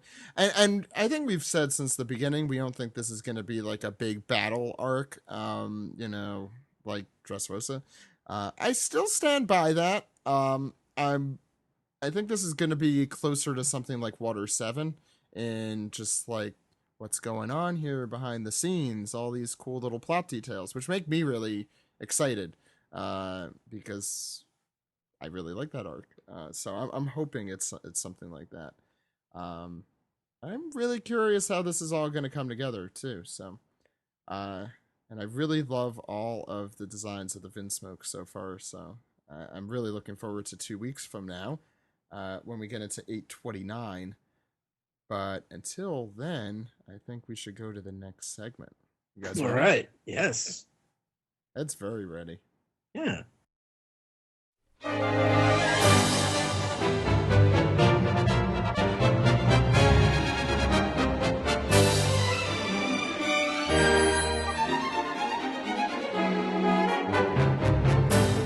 This is the anime recap for episode 744, No Way Out, Admiral Fujitora's Ruthless Pursuit. And the title card begins at 3 minutes and 52 seconds. I'm your host, Sam, and with us today we have your other host, Zach. Hey, everyone. And we have Ed with us. Holy crap, the title card, less than 4 minutes into the episode. It's crazy. Yeah, I know, right? Yeah. I mean, it's almost at 4 minutes. Like it's just about there. Yeah, it's probably the ideal place for it. Yeah, I feel like a lot of them have been. The title card's been kind of early in the episode, although last week it was close to 6 minutes again. But as far as staff credits go, just running through these real quick. Screenplay is by Atsuhiro Tomioka. Episode director and storyboard is by Tetsuya Endo, and animation director is Shigefumi Shingaki. Hey, I know that guy. It's I met that guy. yeah, we're friends with him basically. is what we're saying. We're best buds. He's a We're really on nice first guy. name- Yeah. We're on first name basis. Hey, Shigefumi. No, that's probably his last name. Wait, how does this work? It's I think Shigefumi's his given name. I always call him Shingaki, so I don't. Shingaki-san. I'm sorry. So that's Maybe- probably his last name. Maybe we're not on first name Oh, basis. damn it! He's gonna stop listening to the show now. All right, if you guys are ready to get on to the recap, the episode opens with Luffy flying in midair as a result of Fujitora's attack that capped last week off. And we see Cavendish calling on Haruden to catch him in midair. And then the group is off, and they're heading to the port where all the ships are going to be. We see Zoro is itching for a fight. He's been like wanting to fight Fujitora just for these last few episodes. But Bartolomeo is telling him, no, it's probably not a good idea. We have Orlumbus and Usopp are running side by side. Orlumbus is explaining to Usopp why there are no other. It's not going to be a busy port because all of the ships belong to the Yonta Maria fleet, and they've made this big, long connecting bridge that's sort of just floating on the water that apparently goes out 5 kilometers out into the water and can somehow hold Haruden. 2 miles. That wood is made out of the same wood that allowed Mr. 3 to float in Alabasta. It's magical wood. Yeah, right. And Hyruden looks like super weird running too. Maybe it's supposed to be kind of weird looking because he's really huge, and so he would move slower. But it kind of looks janky.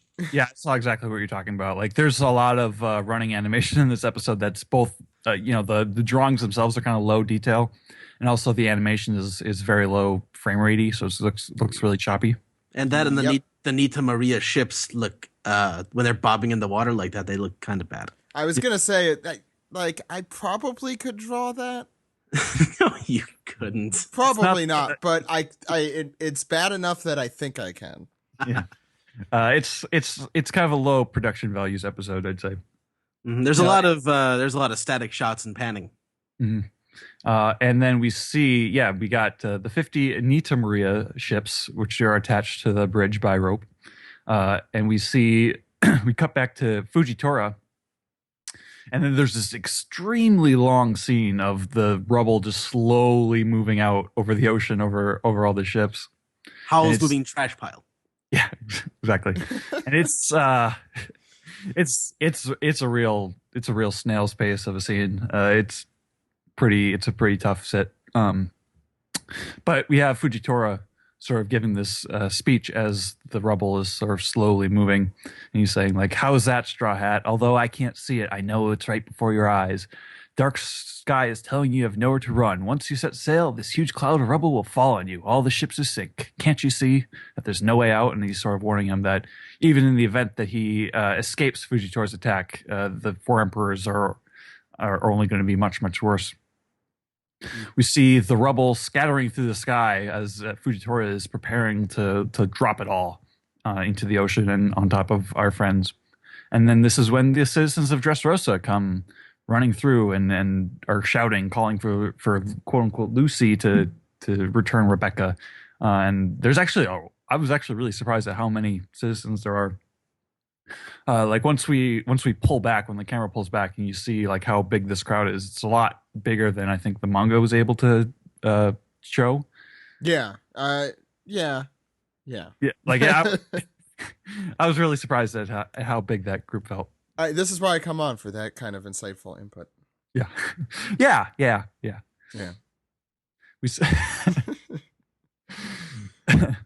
We see there's this really funny shot of it's a held shot as we're following behind Haruden and Luffy, and we see like Haruden's fist like bobbing up and down with Luffy in it, and like Luffy's like hanging upside down and being lifted up as Haruden pumps his arms to run. Yeah, I that really stuck out to me. I didn't know if it was bad. It was just it's pretty funny, I think. Yeah. Watching how tall is he supposed to be? Like 30 meters tall. It's like 100 feet tall. The one thing that scene needed more of was Doppler effect. Where are you taking me?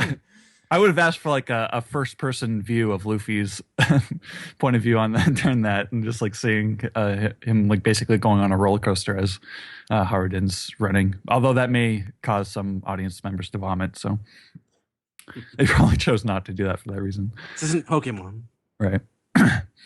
We see the citizens are running past Fujitora. Fujitora's trying to stop them, but they're not listening, and he starts to notice something. He notices that there's no resentment in their voice as they're shouting about how they're going to catch Luffy and save Rebecca from him. Clearly, they don't actually mean it, and as the citizens are continuing to shout, all their rants of like, Lucy, we're gonna get you. It's becomes pretty clear that they're only there to stop Fujitora from actually dropping the rebel, because if they're there, he doesn't want to hurt the citizens. Fujitora realizes that their acting abilities are as good as my acting abilities. Right. Wait, Rebecca, no, don't go. Yeah, and he also overhears some conversations where we learn that the adults of Dressrosa have always known that Kiros was Rebecca's father, and they've always known the truth about the fairies of Dressrosa. And that's a little too cute for my taste. I agree. Well, they had forgotten it for 16 years while he was while they were toys. Yeah. Yeah, while he was a toy. That is also true. Even if they did know, they forgot. Yeah. Forcibly forgot. Yeah. Yeah. and this is when Fujitora's his heart is kind of warming, and he's like, I can't risk the citizen's life. And the reality is, I kind of like Luffy. I kind of like this kid. And he goes on to say, you're foolishly honest, Straw Hat. What kind of person are you really? What color is your hair? What's the shape of your eyes? I wish I hadn't blinded myself. I wanted to see your face. I bet you look kind. And this is I forgot that Fujitora had blinded himself, and that it didn't come from some fight in his past or something, because he's seen terrible things and he couldn't want to see any more terrible things. Yeah. And all I could think about was the volume 81 SBS and the really stupid looking picture that Oda drew as to what Fujitora is imagining here. It's a very kind face. It's a very kind face. He's looking up at the sky, at the rubble, which is still suspended in the air, and he's saying, now what should I do with this weapon that I made? This is embarrassing. Which is a fun comment. I do really like Fujitora. I think he's what makes this first half of the episode good to sit through. Fujitora's he's one of those, just like he's a kind person, but he's also like a kind person who's a badass. Yeah, he's an enigmatic, nice badass. Well, he's a reminder of the idea that the Navy are the good guys. Mm-hmm.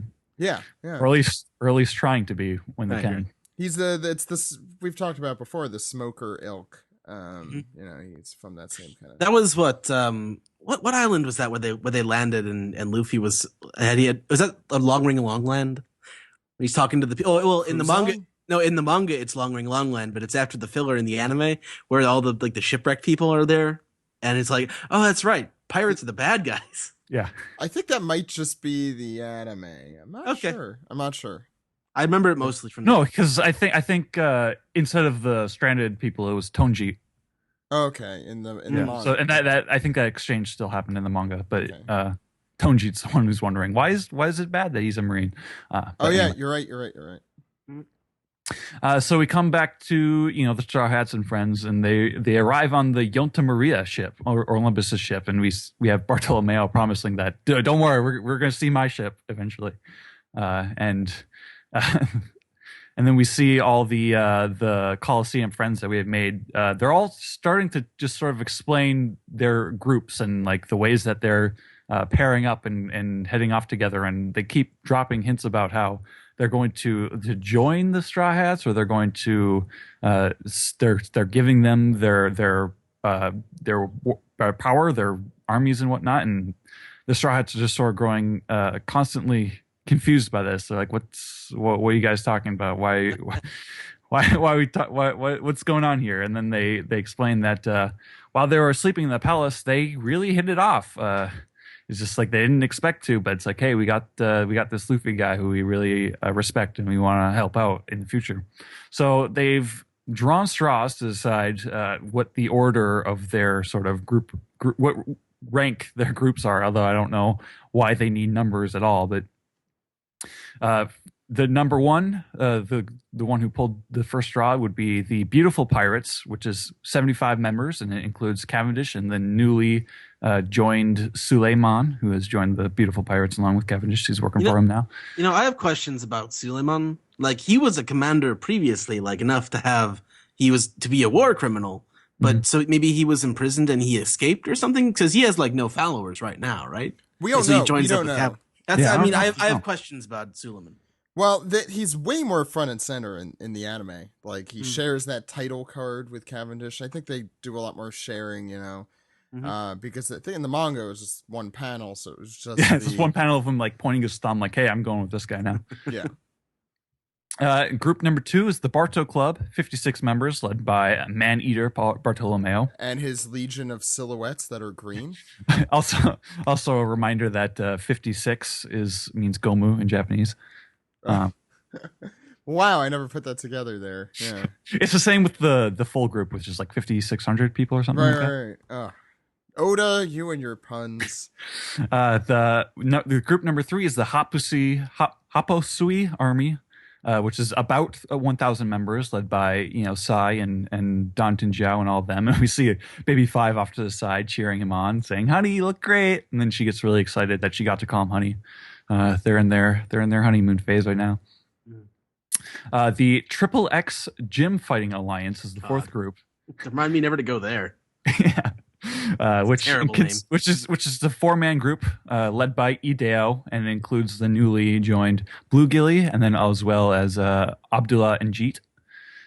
Group number 5 is the Tonta Corps, which is 200 members of little Tontadas, and they are led by Leo, obviously. And group number 6 is the just starting out giant pirates, which is currently at 5 members only, but 5 giants. So that's a lot of it's a lot of battle power right there, and they're obviously led by Haruden.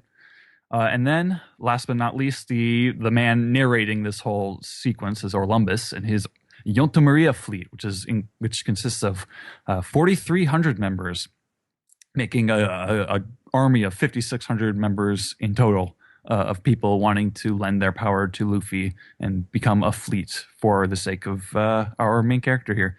And then this is when Bartolomeo asks Luffy to share a drink of sake with them, the drink of fathers and sons, and they want to basically be an army underneath the Straw Hat Pirates. And that's when the episode ends, with Luffy looking really kind of angry and confused as to why any of this is happening. Yeah, for anyone who knows Luffy, I think Ed just said, "Oh, I wish there was a punchline at the end," and when we were wrapping up, and that would be nice. But not to spoil what that punchline might be. It's completely expected if you understand the Luffy character. So yeah. Well, I remember when this manga happened. I was hoping it would go a different direction. Yeah, I think. So I was pretty surprised by the punchline, so to speak. But overall, any thoughts on the episodes, you guys? It was kind of slow, especially in the first half, and there were aspects of it that I liked. I liked the character of Fujitora. I think he has an interesting internal monologue. And as I think Zach mentioned when we were chatting about it, that the music was pretty good, but it was the pacing was slow, and especially in the first half, and there were animation issues throughout. Yeah, I think this episode and last week's episode were one manga chapter. Yeah, but you know what? It actually, I enjoyed this episode. I mean, Sam, you brought on the two pessimists of the group for the anime. We're the ones who have everything bad to say usually, but no. The second half I think was a little better than the first half. I mean, of course, we get one of those title card scenes, but it's a really important part of the series, I assume. Yeah. I mean, but part of that is I kind of am happy that we're jettisoning some of these characters after the end of this arc, because I'm sick of the rundowns. The rundown where everyone has to get their word in and their title card and their reaction when something happens. Exactly. So I like them and I enjoy them when they're around, but I'm ready for them to not be here anymore. Dressrosa is certainly coming to a conclusion here. That feels nice. We're off the island now. Technically, yeah. Fujitora is a great character, so I enjoyed everything with him. The animation, I mentioned this when we were chatting about it. There's some really weird glitches in the CGI, especially with the crowds running and the rubble. If you look not too carefully, you could see them. I assume all of those will be fixed whenever the DVDs come out. I don't think they do that with One Piece at all. Well, they're cheap.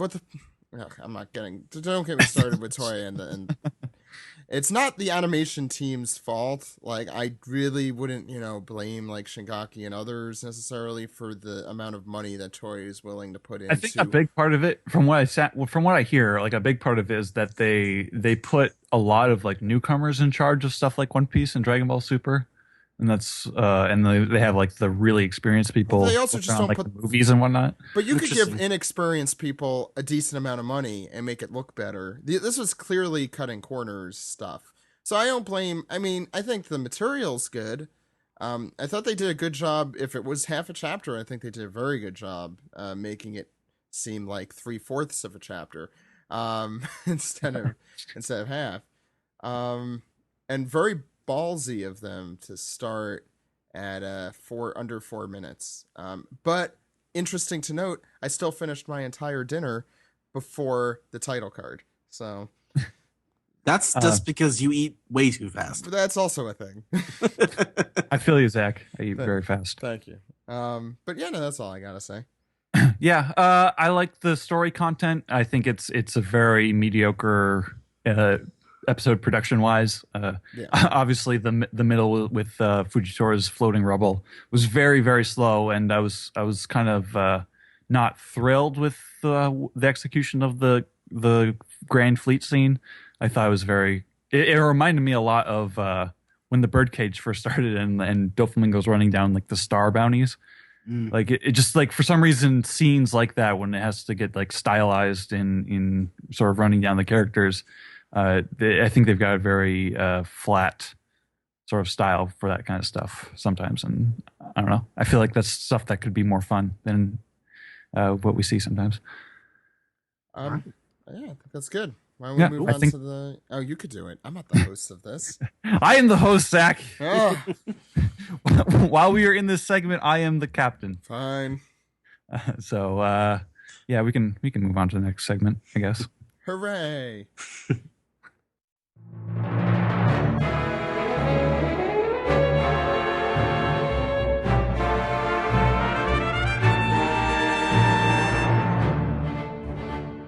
Welcome to Piece Together Island, where you could find all of the pieces and the togetherness that you could ever dream of. Nice. Yes, thank you. Before we get started, we have celebrated our 7th anniversary. Unfortunately, Steve and I could not be here for that. I want to thank Ed and Erin definitely for taking over last week. It's much appreciated. And so I want to celebrate a little. We're going to be celebrating all month long as we celebrated all last month. And, we're always going to be celebrating. That's all you got to know.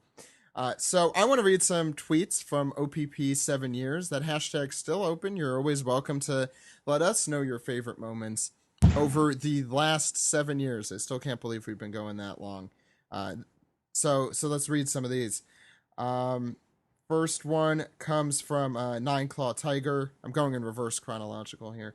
Saying his favorite moment was when Greg dropped the Oda bomb. For those curious about what that is, you could listen to Greg's Bizarre Adventure. I think that's, what is that, special 12 or something? There's a lot of clever editing that went into getting that right. Thank you. Oh, man. The original announcement? That was, what episode was that? It's the end of season 7, I think. No, that was a really good one. Joe Man said he's been listening since 2014. Really love you guys. Some of my favorite episodes were the ones where Matt Cohen is a guest. We hope to get him back. He's the best. Slook or Victor said he's been listening for 8 months now, and it's helping him learn English, which is a thing that he loves. With a thing that he loves, One Piece. He doesn't love English. He loves One Piece. He might also love English. I was gonna say you don't know that. Yeah. Well, I hope we're not teaching poor Slook some weird English. Jill, who you might have heard of, saying that her grandma is happy that she works on a podcast podcast about something that she loves. Also, her grandmother doesn't know what a podcast is. Thank you. Thank you, Grandma Jill. KKRP shouting us out for a reason to geek out about his favorite series every week. Thank you. Juan Pisu can't forget to congratulate us. Thanks for the weekly entertainment. We get a bunch of those. Sai spent her OPP 7 years drawing a comic of The Little Mermaid with Jinpei and Sanji. We'll post that on the site because it's hilarious. Josh Kosharek, who's out in California now, has been honored to be a part of the One Piece podcast community, and that it's one of the best of any fandom. So thank you, Josh. Sketch gives us congratulations for 7 years of laughs. He was on around 7 years ago, I think. Remember? No. Jose Argumedo, who you may also have heard of. He was on. It's been a little while since we've had Jose on, right? Thanking us for the memories and the friendships that he will hold dear for the rest of his life. Aw, gross. Andy Yoho saying that he was browsing. How he originally found the podcast is browsing through Google Images and finding one of Steve's artwork. I think it was for the One Piece 101 stuff. Our own James did it. Celebrated the only way he could by strutting. Elise giving us a happy anniversary for making us smile and laugh and keeping the podcast going for all this time, exclaiming that we rock. We have Liam Tasker, who we may have heard from a lot over the last 7 years, saying, here's to many more. Maybe this year I could come up with an email that can make you all laugh. Our Dan, who's been helping us a lot with Endless Schmaltz, saying that he met Steve Yurko at a con and he got a One Piece podcast business card from him and he's been listening ever since. Erin, I'm not reading yours. I'm just skipping right over it. No, it's Yeah, go right ahead. No. Wait, do you want me to read it? If you have it in front of you, otherwise I'll read it. Sure, of course I have my phone. I always have my phone. I just said happy anniversary and that this is a great community to be a part of, and I'm so happy that I found it in the last year. It's been really great getting to know everybody. Aww. Oh. Steve tweeted the oddest video of what was the impression you were doing here, dude? It was of What? someone. Steve was just posting random images of random things happening, and one of them was you in an elevator from like 5 years ago, and we all got baby faced. Oh yeah, that's right. Yeah, I did an Emperor Palpatine impression. Oh, that's what it was. Once more the Sith will rule the galaxy, and we shall have peace. Yeah, that's the one.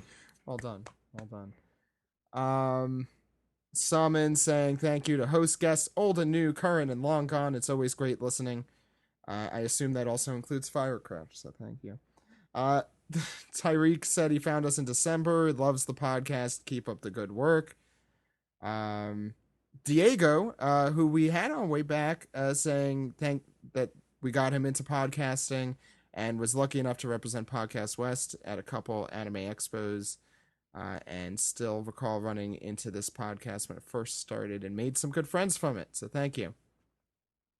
Good old Doctor said that the One Piece podcast crew has been cool with me for a long while. Good people, great friends. Glad you're still around. We may be sailing different paths, but it is always nice to know that there are some good allies that we could always have an occasional drink with.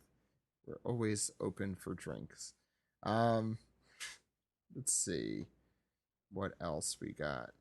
I think those are most of the ones that at least I'm seeing at this very moment. I could go back to some later.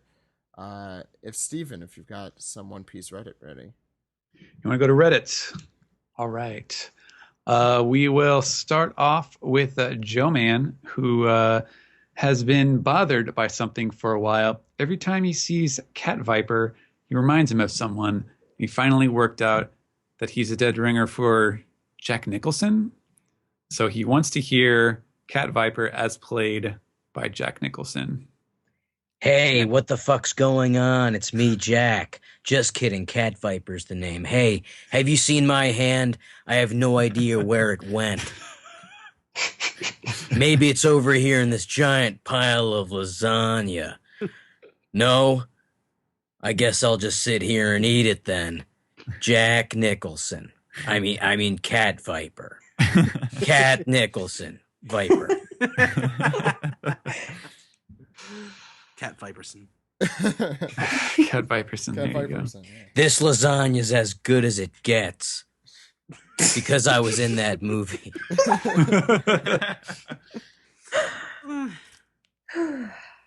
What's Okay. next? Has Next- anybody seen my hand? It's departed. Maybe the chief's seen it. It's almost like one flew over the cuckoo's nest. Okay. That Now we're man. stretching.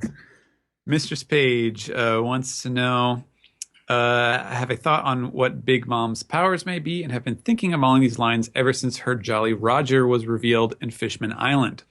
On a flag, we see a tree, which could represent Earth, perhaps a sun, which represents fire, a blue spiral representing water, and lastly, the white spiral, which could represent air. Is she Putting planet s- Earth? Is that what's going on? No, she's the Putting- Avatar. Captain Planet, not Planet Putting Earth. this together with her apparent ability to give life to all things, I was thinking, what if her fruit is the literal definition of Mother Nature? Mother Nature, sometimes known as Mother Earth or the Earth Mother, is a common personification of nature that focuses on the life-giving and nurturing aspects of nature by embodying it in the form of the mother. It would also tie in with her whole persona of Big Mom, for who could be a bigger mom than Mother Nature. What are your thoughts? It would explain how she's able to make all those things personified, like what she said. Mhm. I like that a lot. Does it translate to Japanese? Is that a common? Big Mother Nature. I don't know what that No. was. No, Sorry. Zach, please I stop. apologize to the entire nation of Japan. Yeah, they're gonna give you a boot. Not again. So, yeah, no, that's actually here. I'll just go right into the next question because it's also about it, kind of about Big Mom. Prince Cheddar, who wants to know, we were talking about why Oda may have named Big Mom's islands Totland. I think he did it because Totland sounds a bit like Tartland. Not only would that fit with dessert, but also the Wonderland theme. Because if Big Mom rules this Wonderland, then that makes her the Queen of Hearts. And the Queen of Hearts, she made some tarts.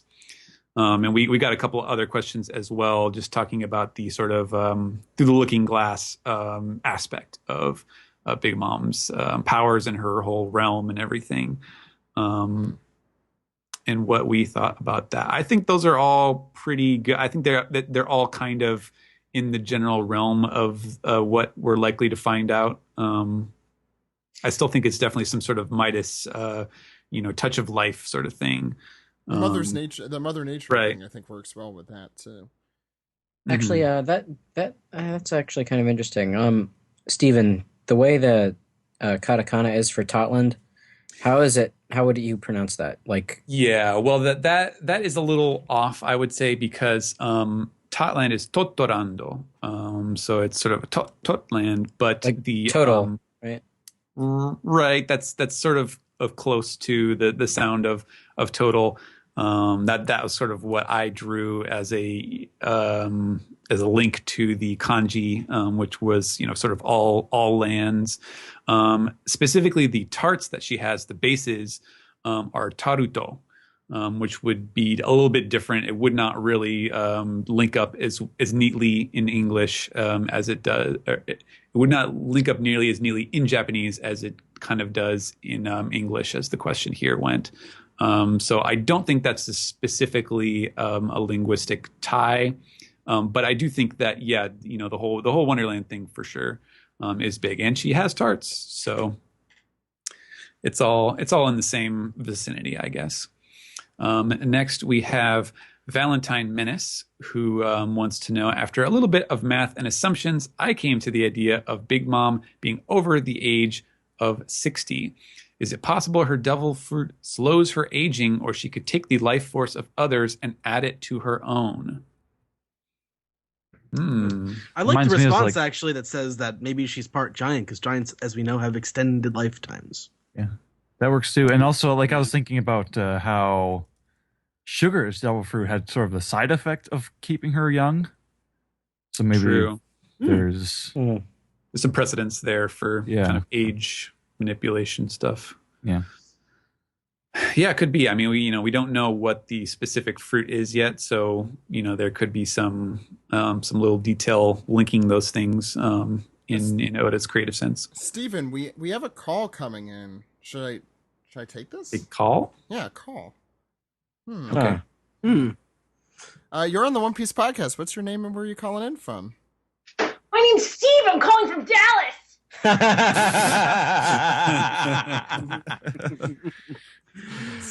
So, hey, Steve, how's it going? Wow, Steve, your voice got really high pitched. Yeah. Yeah. How are you guys? Doing well. Good. Yeah. We're great, Steve. We're super good. Super good. That's super. Steve sounds a little more low key than usual. Yeah, right? Like he sat on his nuts or something. Delicious. Boom. Yeah. So what are you up to in Dallas, Steve? Oh, sucking at drawing. Oh, Wow. Sucking at drawing. Yeah, that's definitely sounds like his MO. This is the guy. It doesn't sound like Steve, but I think it is him. You guys, I think I know Steve Well, I pretty mean, well. he That sounds just exactly said he was Steve, so why are we doubting him? Oh, thank you.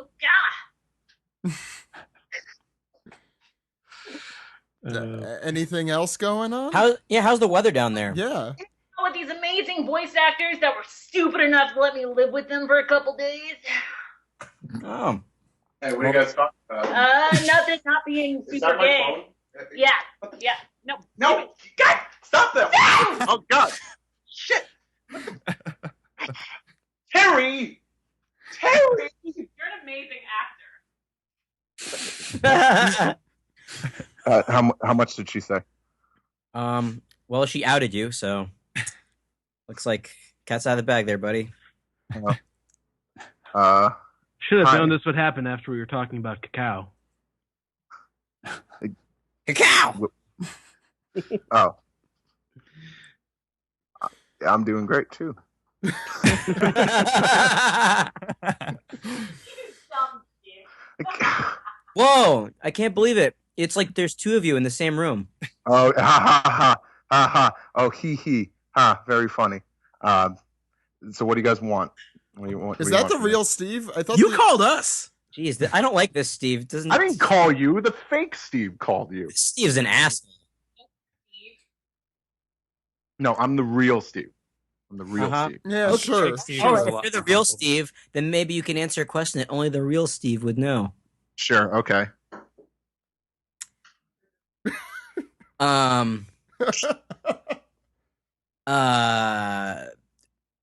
How clean is my bathroom? Yes. Do you have another question, Alex? No. Okay, Steve. So how's the show? It's probably crappy because I'm not on it. So. Actually, it's going pretty smooth. Yeah, it was actually great until, this.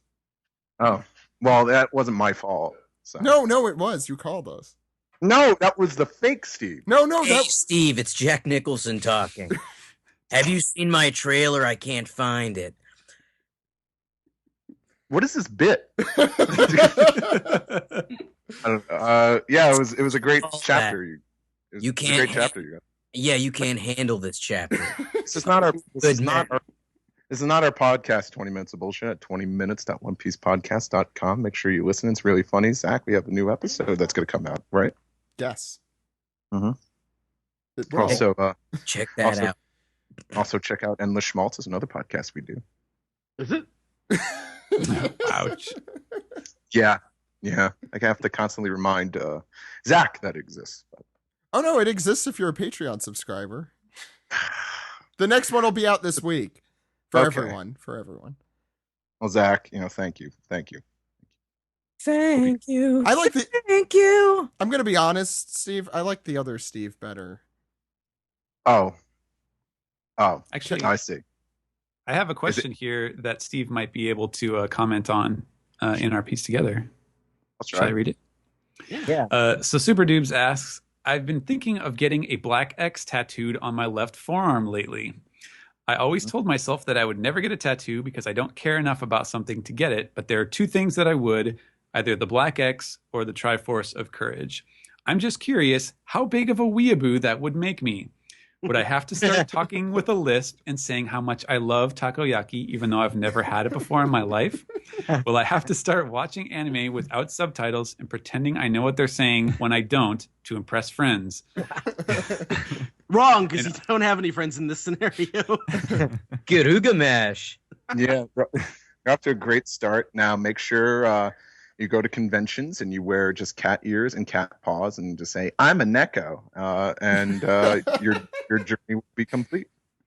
I don't know, dude. A lot of people have the Triforce tattoo, and actually, I saw a bunch of people at Akon over the weekend that had the One Piece tattoo that I have. Shut up. Getting looks over here. Does that mean you're straight edge? Yeah, man. No poison for me. No, go for it. I think it's a really cool tattoo. It's a more subtle One Piece tattoo if you don't feel like getting something that's all copywritten or trademarked on you. But I'll leave you with that. But you guys want to hear from the other version of Steve you think is better. So Yes. We do. I'll let them say goodbye. Good. Okay. Good. Konnichiwa, bitches. That's his catchphrase. Yep. Oh, thanks. Hi, guys. Whoa! It's not Steve at all. That's crazy. I mean, I still have a vagina like Steve. But... I knew it. I fucking knew it. Well, yes. I was not given a choice in the matter. He just handed the phone to me while I was having my dessert. You're breaking the fourth wall. Yes, it's good to talk to you guys and emasculate Steve a little more. I heard he did some voice acting today. I mean, how would you grade him on that? I sat in. I don't know. I left the room. I mean, that bad, huh? No, he did pretty good, but it's so funny that Joel's like, "Okay, so what's happening?" And he's like, "Oh, screw this. You know what the hell's happening." But he did pretty good. All right. good job, Thank you. Steve. Did good job. Kind of good job. Yeah. Kind of good job. Good for you. Yeah. For you. you. Guys are so nice. You're so nice. Well, Nice to talk to you again, Terry. yes, likewise. Hopefully we'll chat soon. Yes. All right. Oh, I won't keep you guys any longer from the magical evening you guys are clearly having. Some enchanted that, evening. don't make it weird. Don't make it weird. It already was. That's true. Very true. But yes, hopefully chat later. But have a good one. You Bye, bye, too. Bye bye. Bye-bye. Bye, Steve. I like that, Steve. Yeah, that Steve's It's- pretty cool. That was really nice of our best friend Steve to stop by and wish us luck. We wish him luck too. Good luck, Good luck, Steve. Steve. So, Steve in. All right. What's the next let's question? move on. Yeah, we should. To Hockey Monster, who wants to know our thoughts on the code names for the two brothers we saw and suggests Blue Bullet and Randy Red. Randy. Based on what? I don't know. Wait, it's not Blue Bullet and Red Rocket. Oh, dear. oh no. Oh, that would be I gotta write it down, but I don't like it. That's all I got. Yeah, I think we need to see more of their. The problem is that, like, in order to get hints on what to call them, I think Oda would already be introducing them at that point. So, Yep. It'll probably That's happen in the same chapter. yeah, exactly. So we'll move on to Donkey Hote, who wants to know what real-world countries correlate with the main members of the Whitebeard Pirates and why. Oh. So most importantly, Thatch. Oh yeah, he's the most important character. It's true. The most popular character for some Or is he like Prussia or something? You know, a country that doesn't exist anymore. Oh. Sounds Well- about right. Yeah. I think so Izo is clearly Japan. Yeah. The other guy, the one dude who kind of looks like he reminds me of Toad from X-Men. I don't remember his name, Is but that Namuel? no, Namuel's the Fisherman. fisherman. Yeah. Okay. You think of something What else. is Marco? Oh, Marco's like, I don't know, where do pineapples come from? Hawaii, I guess. That's not a country. That's not a country. It was a country. Like, Well, according to Oda, it might be a country. He thinks Africa's a country. Yeah, that's true. That's where Josu's from because of the diamonds. wow. What, Okay. like the Congo? Rwanda. Or Yes. what? I don't know. Tanzania. Mr. Blood Diamond. Hmm. Got dark, dude. Yeah, seriously. God, I don't even remember the names. Well, That's I've the got- problem. with Hold the on, friends. I've got them all open. I've got it open. What about Dreadlock Chain Chomp? that guy's name is Rakuyan, I think. Mushroom Kingdom. Yeah, for sure. Jake John. Yeah, that Rakuyo. That's right. I guess he's Spain, maybe. Blamenco, I would say Germany. Which one is that? You have to actually describe Okay, who these okay, fine. We'll start with Marco. We'll start from the first division. Thank you. Marco, where's Marco from, We guys? said he's from the country of Hawaii already. Okay, or Marco's from the- or Polynesia, like Micronesia. That's a place. Micronesia's a country. Polynesia's not. I don't think. Philippines. They're different Polynesias. So yeah. All right, Ace. Where's Ace from? He's got a cowboy hat, so maybe America. Yeah, America. He's from Texas. Texas, yeah. It's its own country. The country of Texas. Also used to be a country, yes. Yep. Next is Diamond Jozu. He's from the country of Africa. There you go. All right, then there's Thatch, the most popular character. He was wearing like a chef coat, right? So maybe like And a huge pompadour. France. Yeah, let's say France. That's good. Vista. I could only say Spain, honestly. Yeah, I mean, He's big on roses and he's got the mustache. his name's Vista. His name is Vista. Vista. Vista. And then there's the ones that I'm gonna have to describe to everybody. Blamenco is the fat guy who has the pockets. He has that pocket power. He has those giant mallets that come out of the pockets. Mm. Oh, I was going to say he's from Spain because he dances the flamenco. Maybe it's the Catalonia with the. I never mind. I just got what you were doing. Let's move on to the next Yeah. question. You don't want to go through them all? No. Anyway, the one that I was thinking of was Haruta. He's the one that kind of looks like Toad from X-Men. And I think he's from England because he's dressed like a peasant. Like a Robin Hood peasant. Like a All right. medieval sort of. Well, we will go on to Gentleman Bastard, who offers us a happy anniversary and would like to say he loves Pedro's response on how to take care of pudding because it's so mafioso.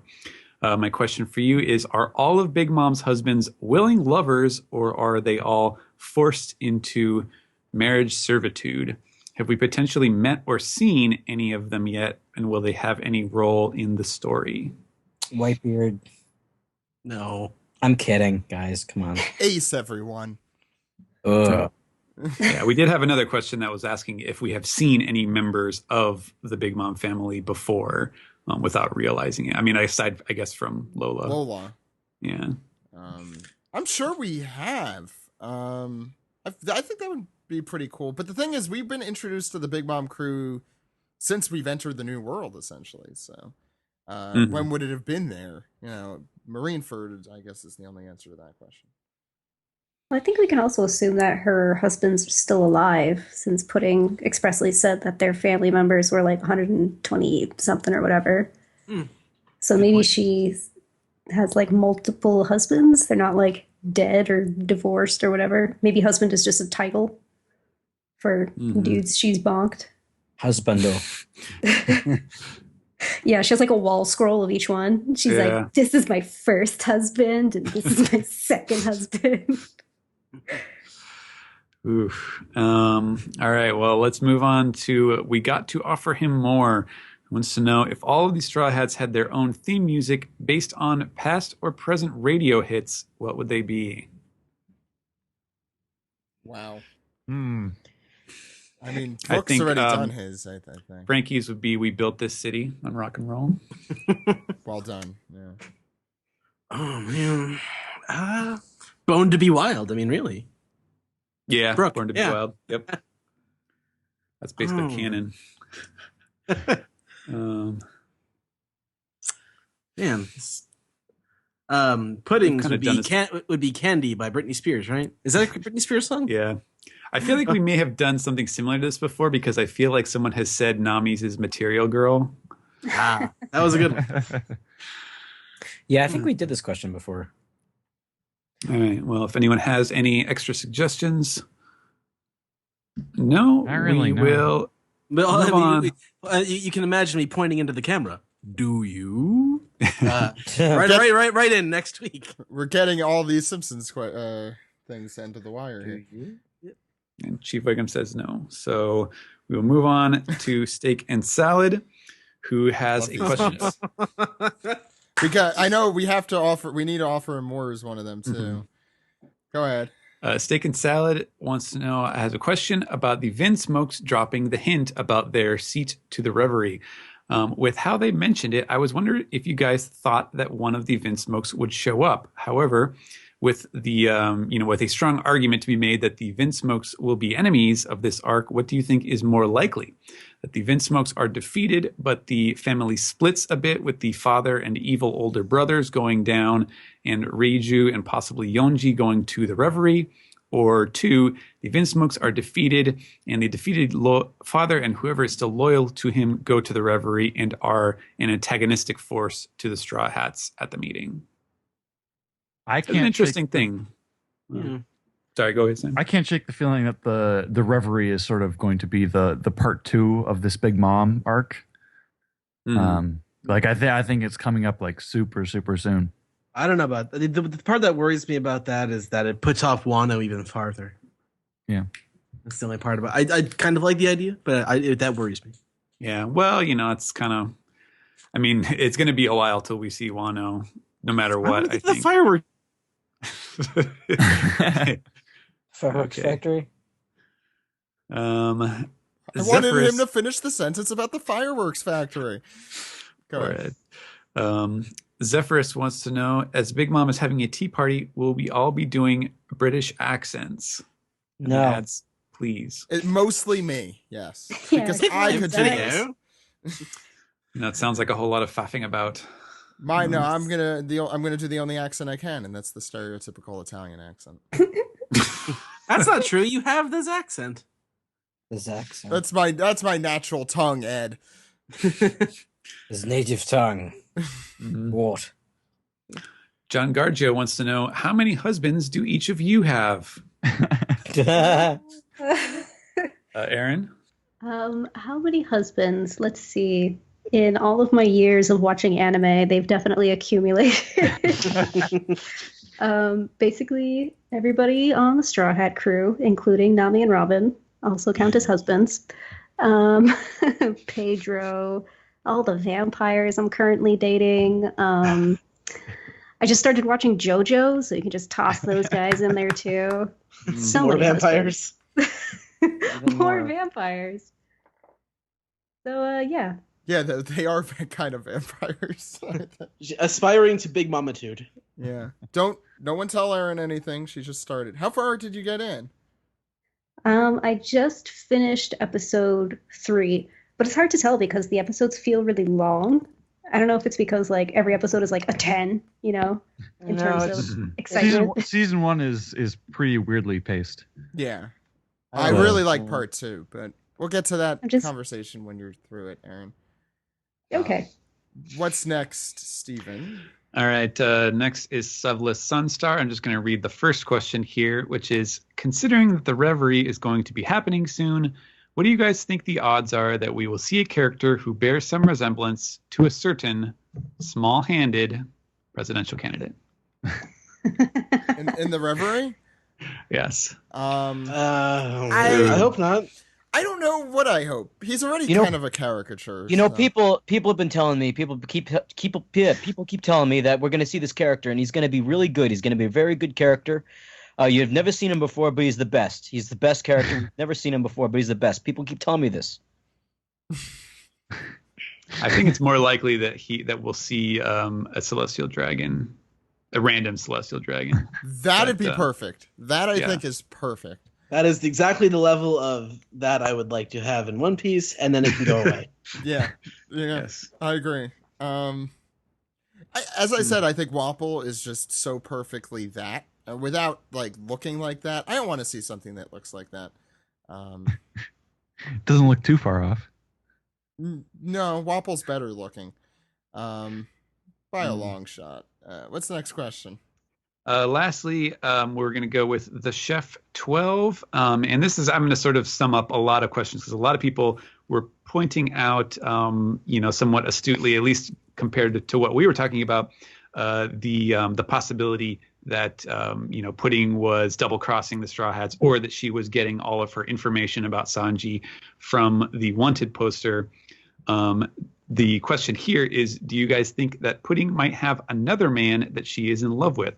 She seems to look up to her sister, who wanted a real romantic wedding, and she talks about who her mom might choose for her next. That could explain her willingness to give them Sanji on Whole Cake Island. What about that idea? Yeah, I don't know. Sounds plausible for sure.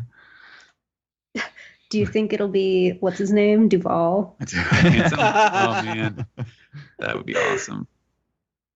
That seems too likely to discount, as like Pudding's happy ending is that she winds up with Duval. Wow.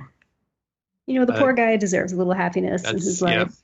Yeah, that's going to be my headcanon from now on, I think. So she's going to wind up with Duval. So we got some emails. That's it for Reddit, right? Yep. The first one comes from the Admiral, and Steven, I'm going to need some of your memory to... I don't remember this moment in the podcast, but let's find out. Happy 7 years, OPP.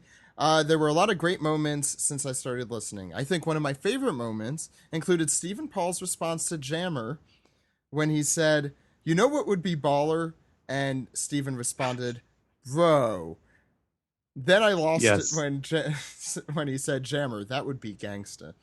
And also coming in at number 2 is the In Japan episode for him. I don't even remember that at all.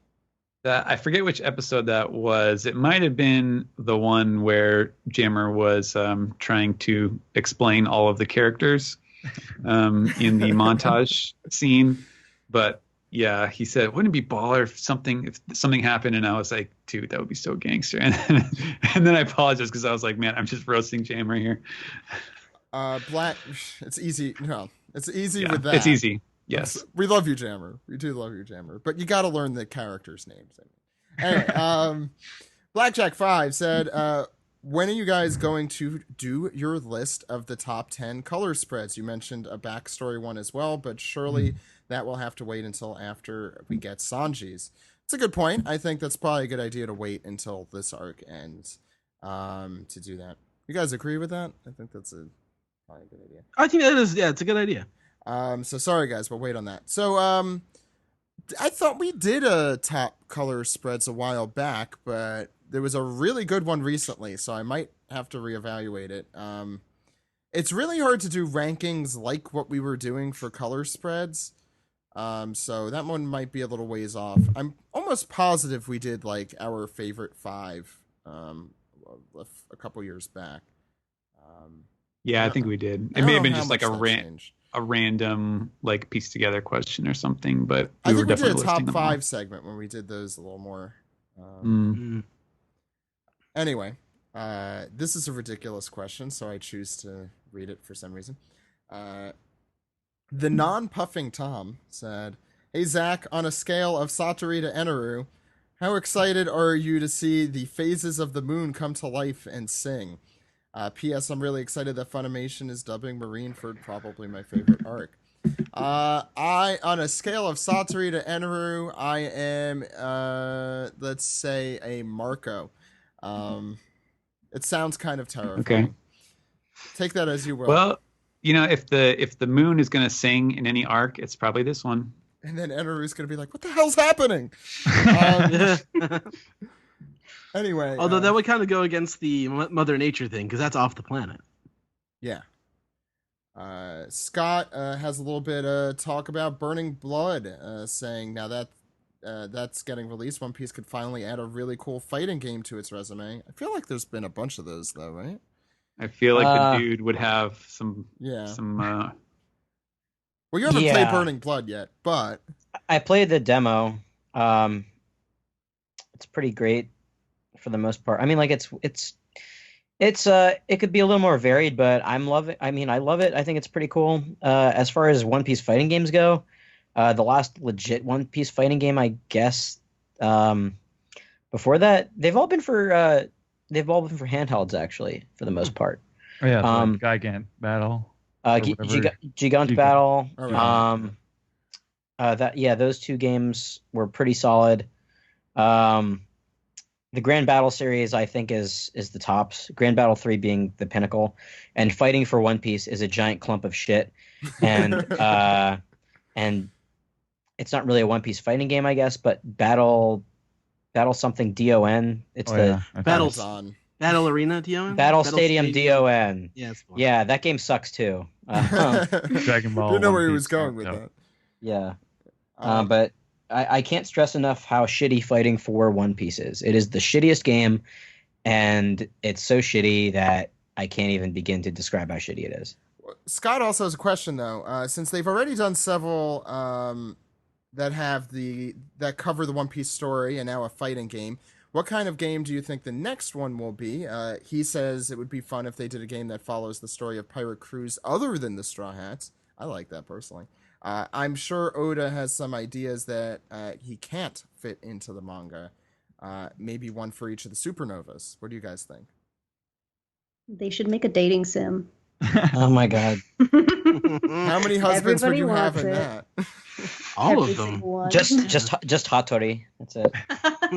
I hate all of you. No.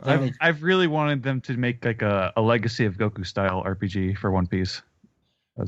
My thing is this: they shouldn't make anything that isn't like non-canon, involving other characters until One Piece is done. I think. Yeah.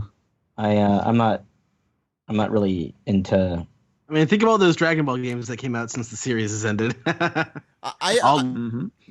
idea of the perfect One Piece game is a huge world where you get to go to all the One Piece islands plus additional islands, and you make your own crew with your own characters that you make, and it would probably be at the end of the series when you know what the full world looks like. What you just described is a game called Dragon Ball Z Xenoverse, I think. Okay. I don't play video games that much, so... Yeah, I've heard of Xenoverse. They made a Dragon Ball game like that about a year and a half ago, I think. So it sounds awesome. Maybe there is and I should possibility play for that. One Piece then. Yeah, if Dragon Ball's doing it, One Piece definitely might do it. Yeah. Zach, I think what you described would be a really awesome MMORPG. Yeah, that's where you that's could what I was thinking. like team up with your friends online, and it'd be really cool. Think of the cool jobs that you could do. You could be a marine, you could be a pirate, but even within that, you could have different specialties like sword fighting. And and you have to build your specialties, and you pick, and you get all your all of us could make our own crew, and we'd all look how we want to look or whatever, or like not. a crew would basically be a guild. It would just be be so fun. And then Hollywood would make an awesome CG movie about it. Totally awesome. That's it for emails. Daniel Venner, though, was at Anime North last weekend and sent us a lot of really cool pictures of the huge meetup. Anime North is like a big One Piece con. There's a reason why people have been telling us to go. I'm going to try and block off the time for next year if I can. This year I had a conflict that I could not go. But yeah, no, I one of these days. That's one. I've never been to Toronto, and everyone says it's a beautiful city. And I'd like to go at one point. I think the rest of us here agree with that. So we'll put those photos either on the website or on Facebook. But big thanks to Daniel for sending those and for doing that. But Ed, it's time to... Peace the tweet! Yeah. Ed, I get it. You don't have to yell it. Oh. All right, well, the first one this week comes from... Axe Hand Blorpkin. You win. Sounds like a Rick and Morty character. Do you think someone on the Germa crew is a big Caesar fan? They could have continued his work and made a giant Denden Mushi. I don't really get it. Because he makes giant things. Giant children. Oh yeah. The giant is Yeah, it's a big kid. It's funny. They it's bigger than a regular kid. They just fed a Den Mushi a whole bunch of drugs. Caesar's drugs. Kids. Actually, yeah, exactly. Kids. They just fed him gigantic kids. Oh my god. It got dark. Some guy named Mo asks, "Is Bon Clay dead? I miss him. It's been way too long. What do you think happened to him?" Well, he is the queen of Nukama Land now. Yep. He was on a cover page. I don't know, maybe 100 chapters back now. Yeah. It's been a long time. Read the cover pages, people. I can't stress that enough. That was the first Decks of the World, right? I think it was. Yeah, it was during Fishman Island. Yeah, even if it's hard to do, but some sites like aggregate them. I think that's worth it. Otherwise, if you own the manga volumes, obviously read those. Don't skip over them. I hope Green comes out at some point because they put there's a lot of reasons I hope Data Book Green comes out, but they have a compilation of all the ones that came out prior to the time skip. Yeah, Got that to happen, Stephen. Use your political power. Mm-hmm. All right, Martin Linvid asks, does One Piece have particularly well portrayed women considering how perverted animes like Seven Deadly Sins are? Well, I've never seen that show, but what do you guys think? I've also never seen that show. I've seen parts of that show. I think One Piece has decent storytelling. It's just that they're usually not focusing on the women as much. Or they are, but it's sort of a princess character. And they can do things with sort of the princess trope of it all. And there just aren't as many opportunities for women in this series, I don't think. Well, where they are, they can be done pretty well.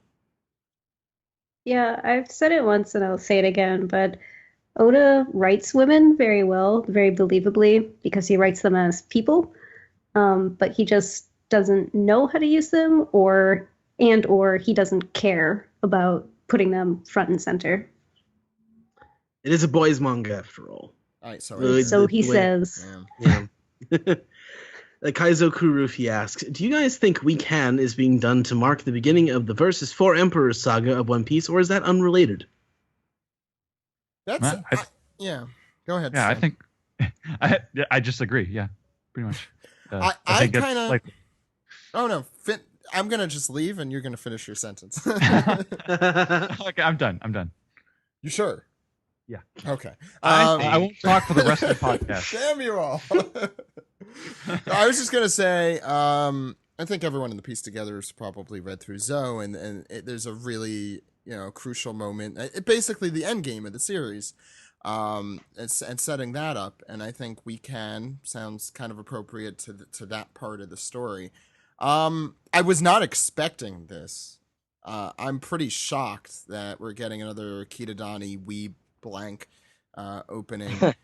Me too, actually. That's super surprising. It's a pleasant surprise. I mean, it really does show how they're viewing sort of this new part as a big shift in the story, I think. Yeah, and it also happens to coincide with they're putting out this new movie. There's all this movie tie-in stuff. It's a big transition in the anime production as well. And the crew's all together for the first and maybe last time. Shut your mouth. Yes. Whatever kinds of. I was also considering the possibility of seeing Viz changing the New World label on the volumes to something else. We'll see. Mm-hmm. I'd like that would be a good way to do that. Yeah, I'd like to break out of that. I'd like to see them go back and fix it, but at the same time, though, this saga, to be fair, since Fishman Island has kind of everything's gone into the next thing very seamlessly. So you could technically, I don't know if I'd call it the New World saga, but I don't know. It's not that hard. They used We Are for so long, and then they're like, okay, guys, we're finally going to change it. This is going to be the new anthem for the second half of the series, and then they changed it, and they're like, oh man, now we want to change it again. You mean We Go? Yeah. I think you said We Are. Well, no. Well, first they used We Are in the series. Oh, okay. Oh, yeah, I got you. Yeah, and that was that's the theme song of One Piece, right? But then they're like, okay, we're actually going to change it. We're even going to change the the next episode preview music to be a melody of We Go. Well, that's the question. Are they going to change We Go's that? to be the new We Are, but now that they've changed it, they're hungry to change it again. Or are they? Well, I guess Kitadani's searching for work. Maybe that's what it is. Do you think they're going to change the next episode preview stuff? No. No, you think they're going to keep We Go? Actually, that's a really good question. And you notice that the next episode preview this week had a different backdrop, right? Yeah, yeah. It has a moon on it, Zach. Yeah, I noticed that. It's not like Oda has anything to say about that, so I'm not like, whoa, it's a crescent moon, it must mean this. But it does, Jeez, Zach, guys. this It doesn't does. sound like. There you go. I was gonna say, don't try to fool me, Zach. You know, as former President George W. Bush once said, "Fooled me once, shame on me. Fooled me twice, also shame on me." Can't fool me. No, Don't get fooled again. No, there's an old saying in Tennessee. It's in Texas, maybe it's in Tennessee too. That fool me once, shame on you. You can't get fooled again. Ed, that was perfectly done, yes. Way too many times I've done that in the last 15 years. I Anyway, think because Squarto was our George W. Bush impression and used to do that right? way back. Yeah. Bring back Squarto. Oh, Squarto's from America. Well, he's not technically a division commander. Yeah, he was what do you call it? The He's an alliance? affiliate. Yeah. It was just He was members of the He was a Whitebeard. schmuck. He was an affiliate captain, actually. He was a captain of his own crew, the Whirl Spider Pirates. Yeah, what do we call the Whitebeard schmucks? The Whitebeard minions. I don't know. Beardies. I Hey, think Beardo. Bo No. Quimby. now I really like the putties because there's a dual meaning to that. Yep. That makes me happy. Okay, what's next, Ed? Well, this tweet by OneRock7 kind of leads into the next by Deoxy360. So let's go with this. Which of Big Mom's territory listed or not would you love to visit? Followed by Deoxy360 saying, fun fact, in the land of chocolate scene, there was supposed to be... Oh, this is actually a bit of Simpsons trivia. I see that now. But let's answer that question first from OneRock7. Which of Big Mom's territories listed or not would you love to visit? Definitely cheese, Nuts. as I said. Yeah, I'm with Zach. I'm really into cheese lately. Yeah, I want Breadland. Oh, Breadland. Redland. Is that on there? Or I is it want just to go there not? because It Law will listed- not be listed- there. Listed or not. Listed or not. So it's maybe we could post that GIF of the wrestling bread death match that I sent you earlier, Zach. Oh, Ed, if you ever, and this is for anyone who's in the New York region, there is a bakery called Vauquelin Bakery where it's the Disney World of bread. You could walk in there and pick it out as it comes off the conveyor belt. And I imagine a whole island of that, and it makes me extremely happy. But yeah, dude, what were you going to say? Oh, I was going to say I'd love to go to the island of bread because Law won't be there. Good point. Wow. Wow. That's a big plus. That's I would Anyone really else? like There are Wait. certain fans who will be picking fights with Dude at conventions. Good. Let him come. I'll fight him up. Joe, that is a call out. Yeah. That's, No. I want a Twix island made out of Twix. There's two islands. classic. Or a sour gummy island. Give me that. Ooh. You know, I recently had chocolate gummy bears last time I was in Chicago. Chocolate gummy bears. That sounds like nauseatingly sweet. Yeah. I can't believe nobody's mentioned like Ice Cream Island. It's so obvious. Ooh, yeah. I rescind That'd my be great. whatever I just said. Ice You could Giant cream. use- Split Island. You could use a giant spoon as a toboggan and slide down hills of ice cream and then eat it.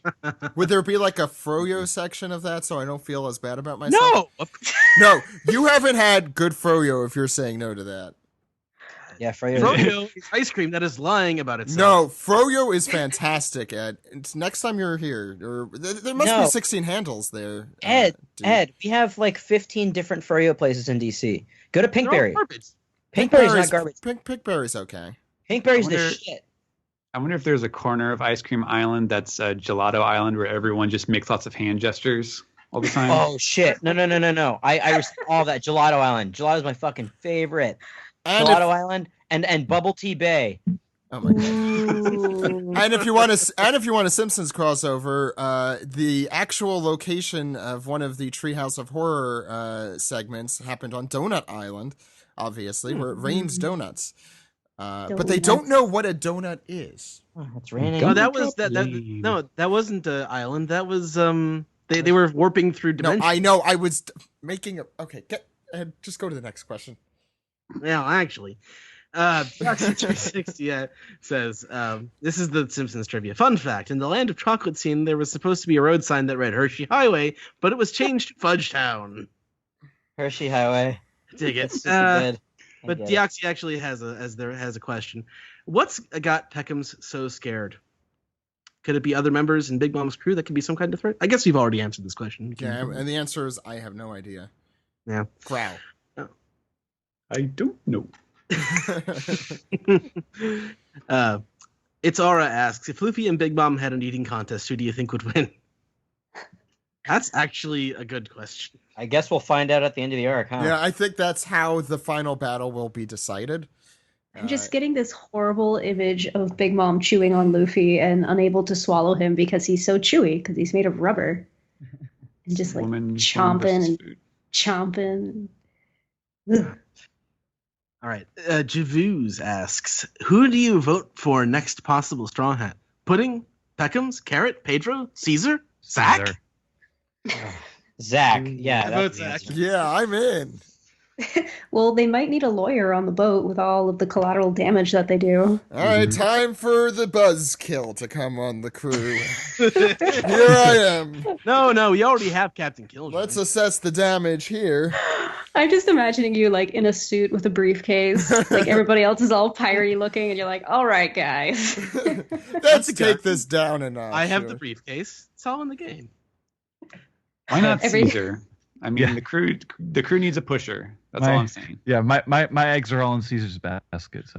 That's disgusting. No, I think Pedro and Carrot. It is beautiful, and you know it. Oh my god, Jesus! Sam got real. Sam's been quiet this entire time, and I think Pedro. I thought he'd say Carrot. I think Pedro and Carrot have the best chance. I like Carrot too. So. Well, here's the deal, though, right? Like, we're so close to the end that. And we're so close to the end, and we've already have the Straw Hat Grand Fleet. We're not going to get another crew member. We're not going to get another principal crew member unless it's Jinbei, I think, at this point, since he's been asked. I'll put it this way. I think Pedro and Carrot will be joining them for the remainder of the journey. I don't see them departing from this point on. I think we're moving forward. I don't know yet. I don't know if that means their crew. Because once we get to Wano, then, who the fuck knows? They're definitely going to be at Wano because everyone's going to be at Wano. I mean, from Zoe, Whole Cake Island crew will be merging. Trust with me, Marco. everyone's going to be there. Marco. I want a new Straw Hat to join every week. Let's please move to the next question, Ed. Okay, 2 more questions. First one comes from Pepsi Rules 9. Hey, One Piece Podcast. Do you think Funimation will cast Kenny Banya as Guild Tesoro for the film Gold Dub? It's gold, Luffy! Gold! Oh my god. That's 2 Seinfeld references in one show. This is the best episode ever. It's because Steve's not here to say what? I don't know if we've gotten many questions from Pepsi Rules 9, but that was a good question. That's a good question, and the Gold, answer is yes. And then the putties will join in. I love it. Good times. Long Ring Longland. The islands are round. Their structure is round. They should call it Long Ring Roundland. Close. I was trying to. I don't know. In all honesty, the question is: do more of our listeners get the Simpsons references or the Seinfeld references? I'll go with the Simpsons. Yeah. Tweet at One Piece Podcast to tell us your answers. Okay. I'll make a poll. Question. I'll make a poll after this. We'll do that. Our last question is from our very own Brian Newton, who asks, is Blackleg Sanji the black sheep of the Vinsmoke simply because his eyebrows swirled the opposite way? I was going to bring this up. I'm glad Brian brought it up. Yes. Yeah. Like they treated him so poorly because of his eyebrows that he deserted the family. Yes. God. They've all got so weird bullied as eyebrows. an 8-year-old. They've all got weird eyebrows, so they just jump at the chance to pick on someone who has even weirder eyebrows. Yeah. Maybe that's Yeah. why Sanji gets so mad when Zoro calls him twirly brow. Like he was teased so much as a kid. Yeah, someone had in Piece Together a few episodes ago had suggested that Sanji himself turned his brows the other way, but I kind of like that idea that his own family was picking on him because of he was born the odd one out. That's good. But that I was think that's the it. last piece of the tweet. Yeah. Yeah, great questions this week. We'll read more of the OPP 7 years, I think, over the course of the coming weeks.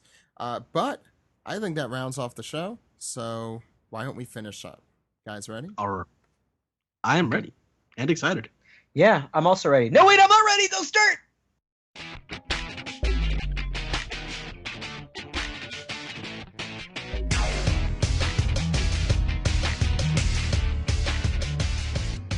This has been the One Piece Podcast, episode 422 for the week of 6/6/2016. I say that because Germa 66 is apparently supposed to be pronounced like that. Or what is it, Germa 66? Yeah. There's a lot of sixes in today's date. Coincidence? Yes. Anyway, thank you all for coming on the show. Just some reminders. Next week, we have the animation director for The Simpsons, Rick and Morty, Futurama, King of the Hill, Bob's Burgers, and more. They're all one person. They're all Wes Archer, and he's coming on next week. Very excited to be interviewing him, talking a little bit of One Piece anime and his work on some of the most beloved series of our time. We will be at MatsuriCon August 19th through 21st. We have 3 panels there. Plus, Funimation has at least 2 to 3 panels there, and we'll be taking part in all of those. That is very exciting. So if you can, come to Columbus, Ohio, and even if you can't, come to Columbus, Ohio, August 19th through 21st. We hope to see you there. I'll be there. Ed'll be there. Yes. Dude'll be there. Yes. Sam will be there. Yeah. And Steve will be there. Yeah. Yes. I can't do the good Steve's voice. Yeah, the good Steve. I do want to thank Steve for dropping by, and also Steve. That was a lot of fun. Opening 19 premieres in 2 weeks, so we'll be doing a segment on that when that premieres, and I'm sure Sam will be joining us for that as well. I think that's everything, though. Steven, where could the good people find you? They can follow me on Twitter at Translatosaurus. Nice, short, and sweet. Erin, where can people find you? People can find me at Amazing Bedhead on most social media, mostly Twitter, tweeting a lot about vampire boyfriends and now JoJo boyfriends. I'm really Which are excited. also vampire boyfriends. Yeah. Yeah, I'm excited to hear your live tweet of JoJo. It's a fun show. It's a fabulous, fun, muscly show. Anyway, dude. As per usual, you can find me at Twitter, Tumblr, Instagram, and Vine at dude ! All one word. And please, please, please listen to 20 Minutes of Bullshit, which is mine and Steve's podcast, where we shoot the shit for a while. New episodes should be coming pretty soon, and more also exciting news. I am on another podcast with our very own Joey Weiser and our third co-host Scott Dryman. It's a podcast called Toho Yaro, and it is about Japanese film, and it's a monthly series, so it'll give you some time each month to find the movie that we're going to be talking about, and you can watch it along with us. This month's movie for June is Godzilla, and the movie for next month is Sonatine. So check that out on Netflix if you want to follow along with us, or also rent Godzilla on Amazon streaming or Hulu or whatever. And please listen. We can be found on Twitter at Toho Yaro. And for those asking, when is that going to get on iTunes? We're currently doing a major overhaul on our website, so once that's done, there'll be a website and they'll be on iTunes as well. But for now, they're exclusively on our SoundCloud page, soundcloud.com/OnePiecePodcast. Where can we find you, Sam? You can find me on Twitter at Lucky Chainsaw. You can find me on the One Piece podcast each week, it turns out. You can find me... you can find me writing editorials on OnePiecePodcast.com once in a blue moon. I really should get back on that. I've got a few in the works that I want to do. And you can find me on AnimeNewsNetwork.com doing the weekly daily streaming reviews for One Piece and My Hero Academia and JoJo's Bizarre Adventure. You get the 3 best series. It's crazy. Yeah. Yeah, definitely check out Sam on ANN. Good stuff, great shows. I'm a couple episodes behind on both JoJo and My Hero, so I need to catch up. But I've been kind of keeping up with those. So. I highly recommend all of them. I think that I've introduced everyone at this point, right? Ed, where could the good people find us? Well, Zach, you are Zach_Logan on Twitter. I am Edward E. Festizio on Twitter. The podcast can be found at OnePiecePodcast.com, Twitter.com, YouTube.com, and Facebook.com/OnePiecePodcast. OnePiecePodcast@gmail.com is our email address. One Piece Podcast is our Skype name. OnePiecePodcast.tumblr.com for news updates and funny pictures curated by Jill. Reddit.com/r/OnePiecePodcast. Give us some piece together there. You can subscribe on SoundCloud, subscribe on Google Play, and subscribe, rate, and review on iTunes, or call us on our phone number. Zach? That phone number is 347-497-MAJI. That phone number again is 347-497-6254. Call anytime. Call anytime. With your questions, comments, theories, nuts, cheese, gumballs, hoe cakes, chocolate. Twix. Whatchamacallit. Oh, that was a thing. That is a thing. Baby Ruth. 1,000 grand. No. Chocodiles. That's the one. Dippin' Dots. Milky Ways. Baby cakes. Thank you guys for coming on the show. It was a ton of fun. Please subscribe to us on Patreon at patreon.com/OnePiecePodcast if you want to get the bloopers and outtakes for this episode. Plus, my story of where I was last week. Plus, seasons 2 through 7 are available exclusively on Patreon for those who subscribe for $3 up.